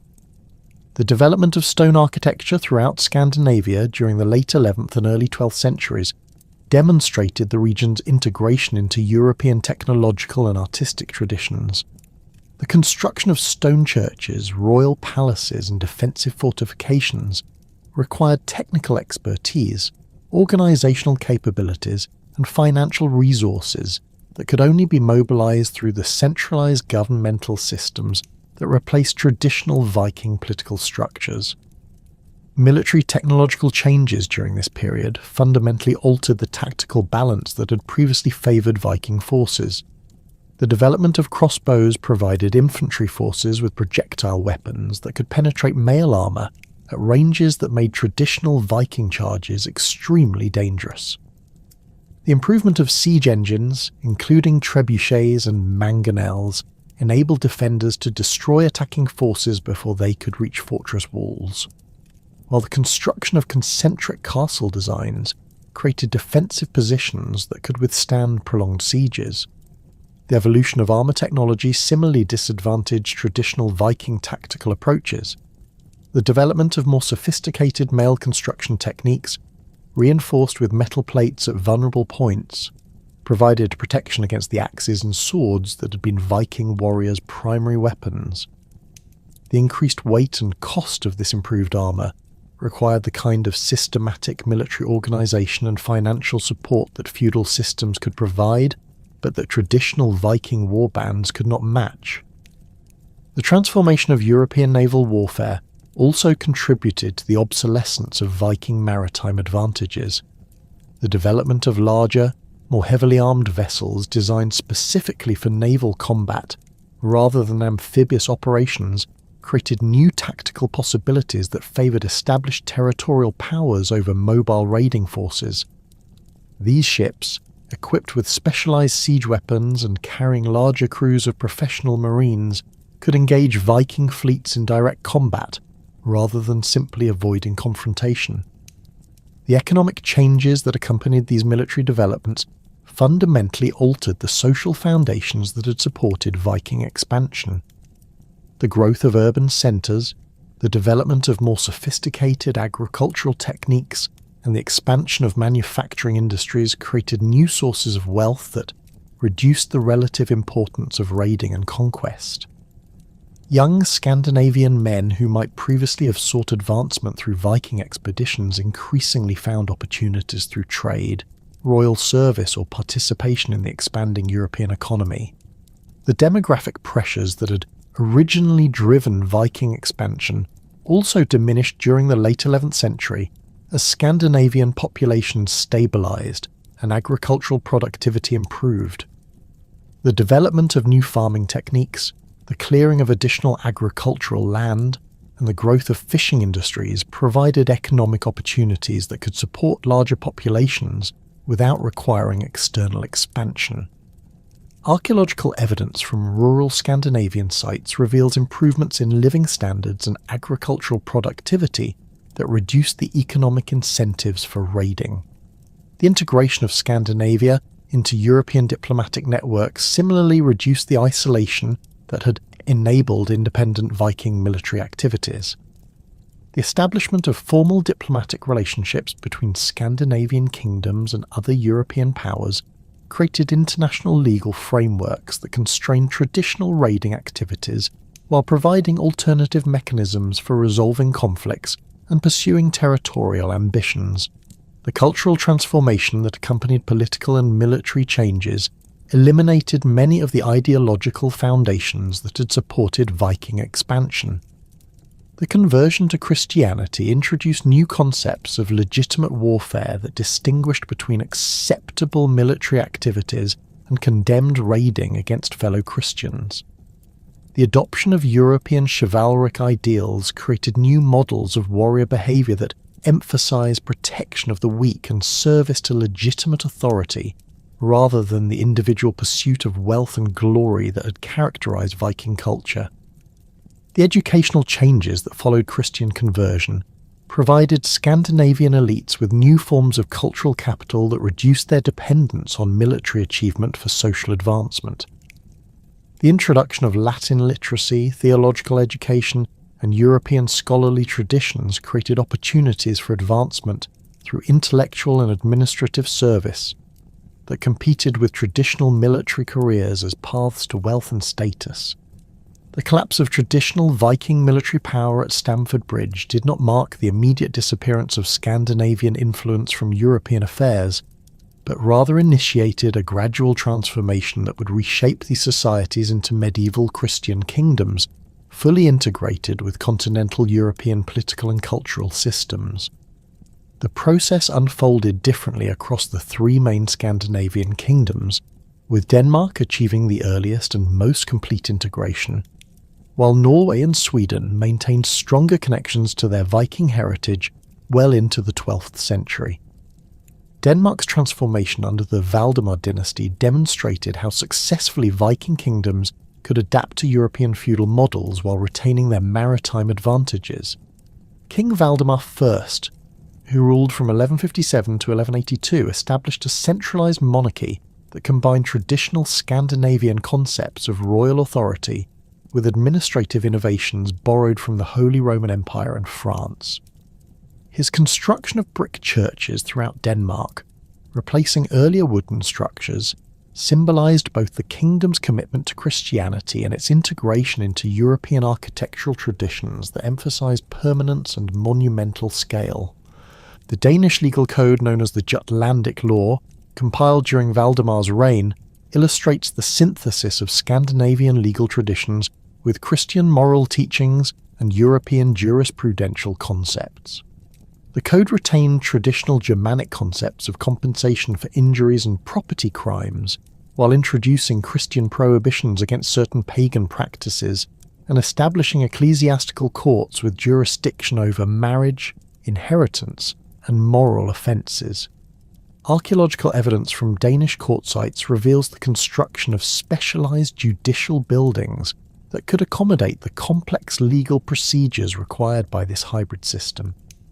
The establishment of Copenhagen as a major commercial centre during the 12th century demonstrated Denmark's successful transition from a raiding-based economy to one founded on trade and manufacturing. The city's strategic location at the entrance to the Baltic Sea enabled Danish merchants to control access to the lucrative markets of Northern Europe, while also participating in the expanding trade networks that connected Scandinavia with England, the Low Countries, and the German states. Archaeological excavations in medieval Copenhagen have revealed extensive evidence of craft production, including metalworking, textile manufacture, and shipbuilding that supplied both domestic needs and export markets. Norway's political development followed a more turbulent path, as competing royal dynasties fought for control throughout the 12th and 13th centuries, while simultaneously attempting to maintain the kingdom's independence from Danish and Swedish influence. The civil wars that plagued Norway during this period, known collectively as the Age of Civil Wars, reflected both the persistence of traditional Scandinavian concepts of shared royal authority and the disruptive effects of introducing European feudal practices into a society that had previously operated according to different organisational principles. The eventual triumph of Haakon IV in 1240 marked the end of Norway's civil wars and the beginning of a period of cultural flourishing that historians term the Norwegian Golden Age. Haakon's court at Bergen became a centre of European culture, attracting scholars, artists, and craftsmen from throughout the continent, while also supporting the development of distinctively Norwegian expressions of medieval civilization. The construction of Haakon's Hall in Bergen, with its sophisticated Gothic architecture and elaborate decorative programs, demonstrated the kingdom's wealth and cultural sophistication, while providing a suitable setting for the diplomatic and ceremonial activities that maintained Norway's position within European political networks. The preservation of Iceland's independence during this period of Scandinavian political consolidation created unique conditions that would prove crucial for the survival of Viking Age cultural traditions. The Icelandic Commonwealth's continued adherence to traditional legal and governmental structures, combined with the island's geographic isolation from European military pressures, enabled the preservation of oral traditions, legal customs, and social practices that were being modified or eliminated elsewhere in Scandinavia. The compilation of the great saga literature during the 12th and 13th centuries represented one of medieval Europe's most remarkable cultural achievements, preserving detailed knowledge of Viking Age society, politics, and cultural values that would otherwise have been lost. The authors of works such as Njal's Saga, Egil's Saga, and the Heimskringla drew on oral traditions that had been maintained for centuries, creating literary monuments that combined historical information with sophisticated narrative techniques that rivaled the best contemporary European literature. Sweden's transformation occurred more gradually than that of its Scandinavian neighbours, partly due to the kingdom's geographic position on the periphery of European political developments, and partly because of the continued importance of the eastern trade routes that connected Sweden with the Byzantine Empire and the emerging Russian principalities. The Swedish kings of the 12th century, particularly those of the Sverker and Erik dynasties, faced the complex challenge of maintaining their traditional Eastern connections, while also integrating their kingdom into the Western European political system, dominated by the Catholic Church and the Holy Roman Empire. The establishment of Christian bishoprics at Uppsala, Skara, and Linköping created new centres of religious and administrative authority that gradually replaced the traditional pagan cult centres that had maintained Sweden's connection to pre-Christian religious practices. Archaeological investigations at these sites reveal the systematic destruction of pagan temples and cult objects, followed by the construction of elaborate stone churches that incorporated both European architectural styles and traditional Swedish decorative elements. The transformation of Scandinavian military organisation during the 12th century reflected the broader European trend toward professionalised feudal armies equipped with the latest military technology. The traditional Viking emphasis on individual martial prowess and mobile tactics gave way to disciplined formations of heavily armoured knights supported by crossbow-armed infantry and sophisticated siege equipment. Archaeological evidence from Swedish and Norwegian castle sites reveals the adoption of European fortress designs that emphasise passive defence over the aggressive tactics that had characterised Viking warfare. The archaeological revolution that began in the 19th century fundamentally transformed modern understanding of Viking culture by providing physical evidence that could be compared with and used to evaluate the reliability of literary sources. The discovery of the Oseberg ship in 1904 marked a watershed moment in Viking archaeology, revealing the extraordinary artistic and technological achievements of 9th century Scandinavian craftsmen, while also providing detailed information about burial practices, social hierarchies, and religious beliefs that had previously been known only through later literary sources. The Oseberg burial, containing 2 women and an enormous collection of grave goods, challenged many preconceptions about Viking society by demonstrating the prominent roles that elite women could play in Scandinavian political and religious life. The ship itself, measuring over 21 metres in length and decorated with intricate carvings, represented the pinnacle of Viking Age shipbuilding technology, while the grave goods included everything from everyday household items to elaborate ceremonial objects that revealed the complexity of Viking material culture. Subsequent archaeological discoveries throughout the 20th century continued to expand and refine understanding of Viking society. The excavation of the Gokstad ship in 1880 provided additional evidence of Viking shipbuilding techniques, while the discovery of the Sutton Hoo burial in England revealed the extent of Scandinavian cultural influence on Anglo-Saxon elite culture. The systematic excavation of Viking Age settlements at sites such as Hedeby in Denmark and Birka in Sweden provided detailed information about urban life, craft production, and trade networks that complemented the information preserved in literary sources. The development of modern archaeological techniques, including radiocarbon dating, metallurgical analysis, and DNA testing, has enabled increasingly sophisticated investigations of Viking Age material culture.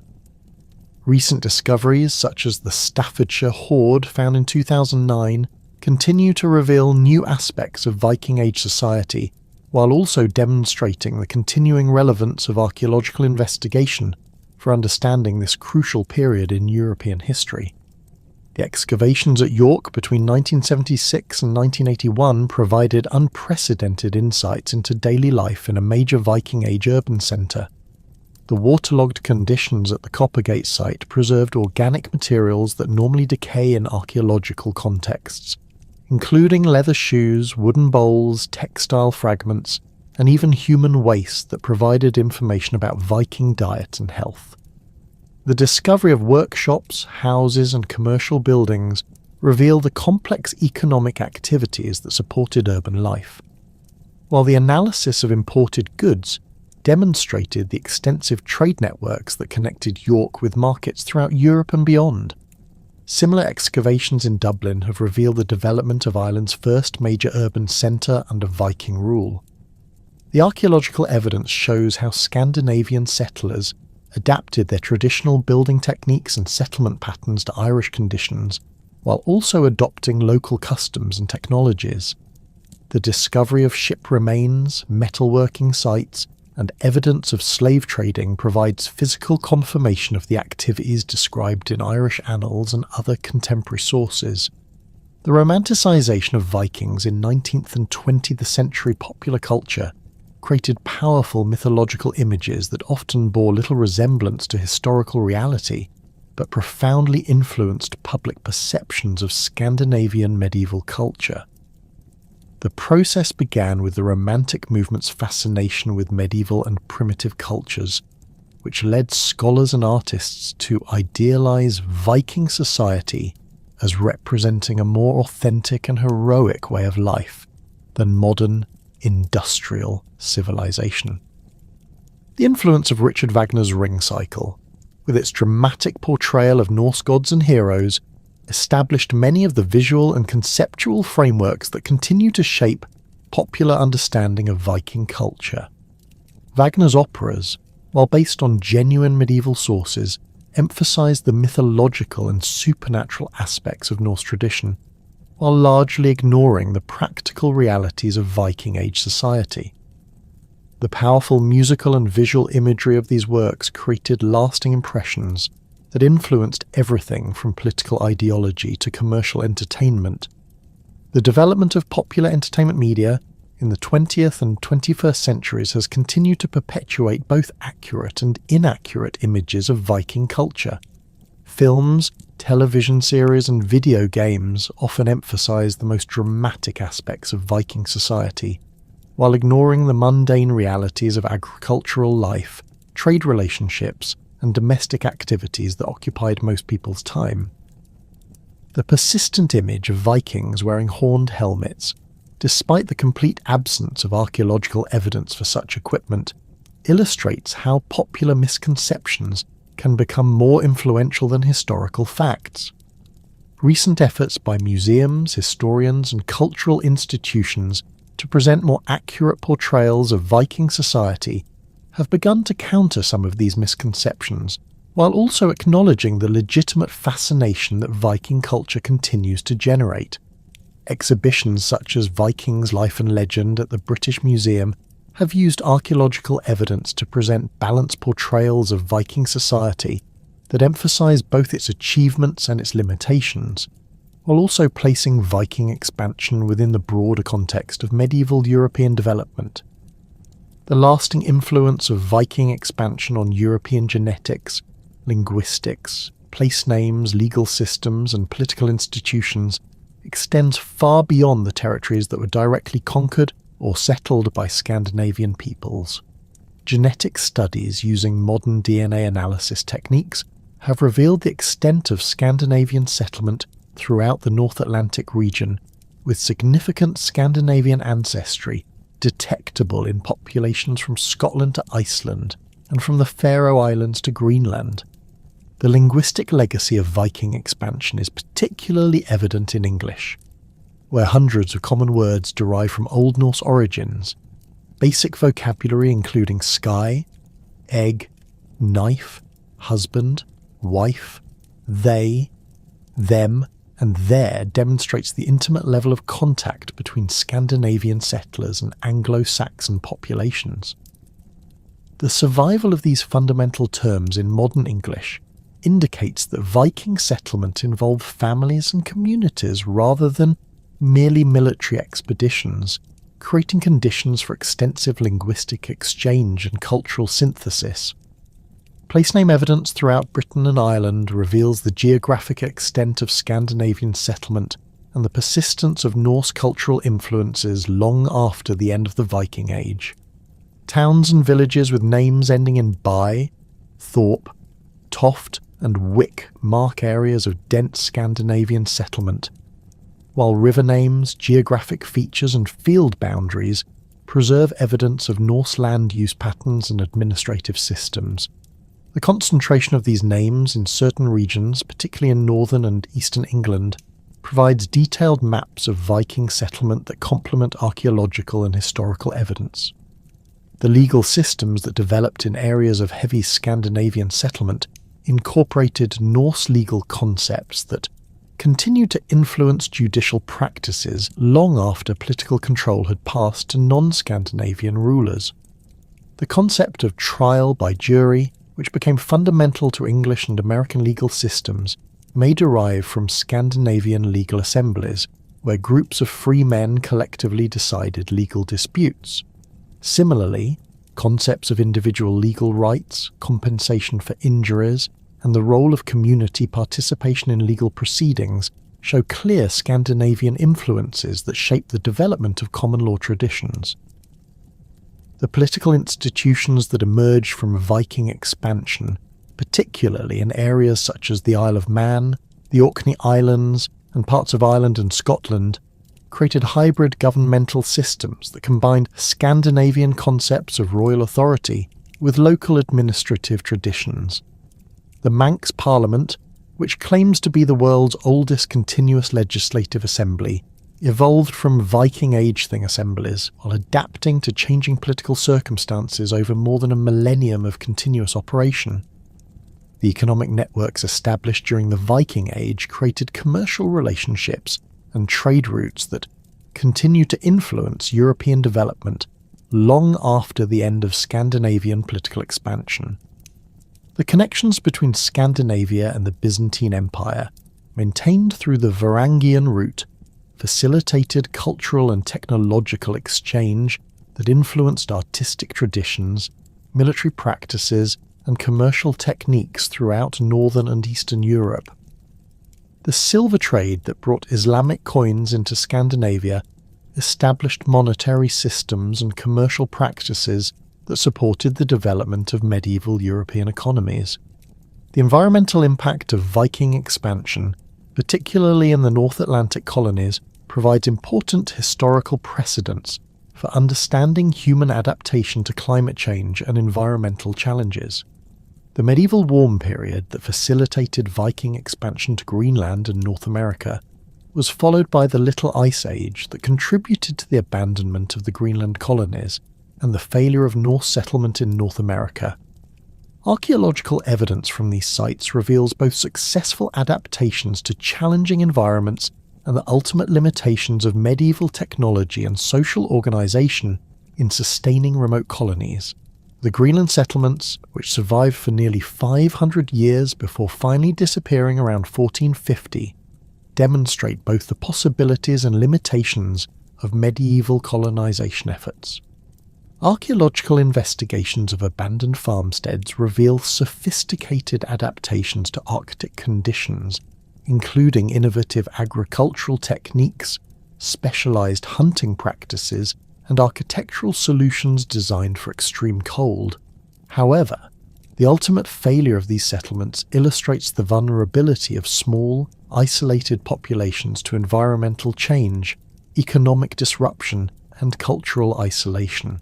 Modern climate change research has drawn important lessons from the Viking experience in Greenland, particularly regarding the challenges of maintaining agricultural societies in marginal environments during periods of climatic instability.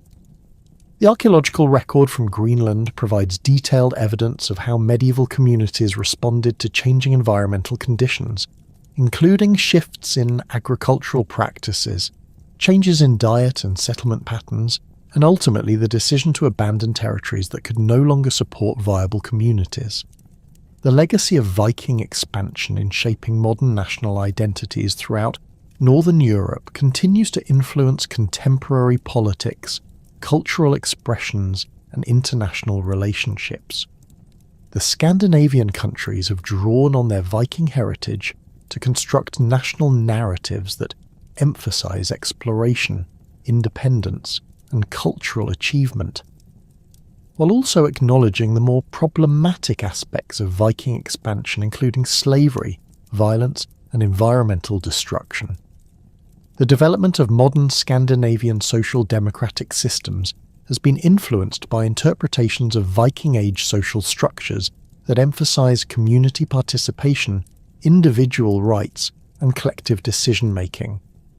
While these connections may be somewhat romanticized, the persistence of certain cultural values and political practices suggests genuine continuities between medieval Scandinavian society and modern Nordic political culture. The influence of Viking expansion on modern conceptions of exploration, adventure, and cultural contact continues to shape how contemporary societies understand and respond to globalization, immigration, and cultural exchange. The Viking example demonstrates both the creative possibilities that emerge from cultural contact and the conflicts that can result when different societies compete for resources and territory. The study of Viking history has also contributed to broader historical methodologies by demonstrating the value of interdisciplinary approaches that combine archaeological evidence, linguistic analysis, genetic studies, and environmental data with traditional historical sources. The success of Viking studies in integrating these different types of evidence has provided models for investigating other historical periods and cultures where written sources are limited or biased. The continuing discovery of new archaeological sites and the development of increasingly sophisticated analytical techniques ensure that understanding of Viking society will continue to evolve and expand. Recent discoveries, such as the possible Viking settlement at Point Rosé in Newfoundland and the ongoing excavations at Ribe in Denmark, demonstrate that significant new information about Viking culture remains to be uncovered.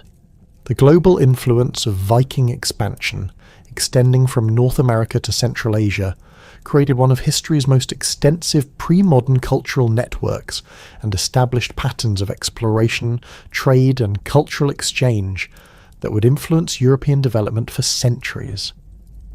The transformation of Scandinavian societies from fragmented tribal confederations to centralized Christian kingdoms represents one of medieval Europe's most successful examples of political and cultural adaptation, demonstrating how traditional societies could evolve to meet changing circumstances while preserving essential elements of their cultural identity.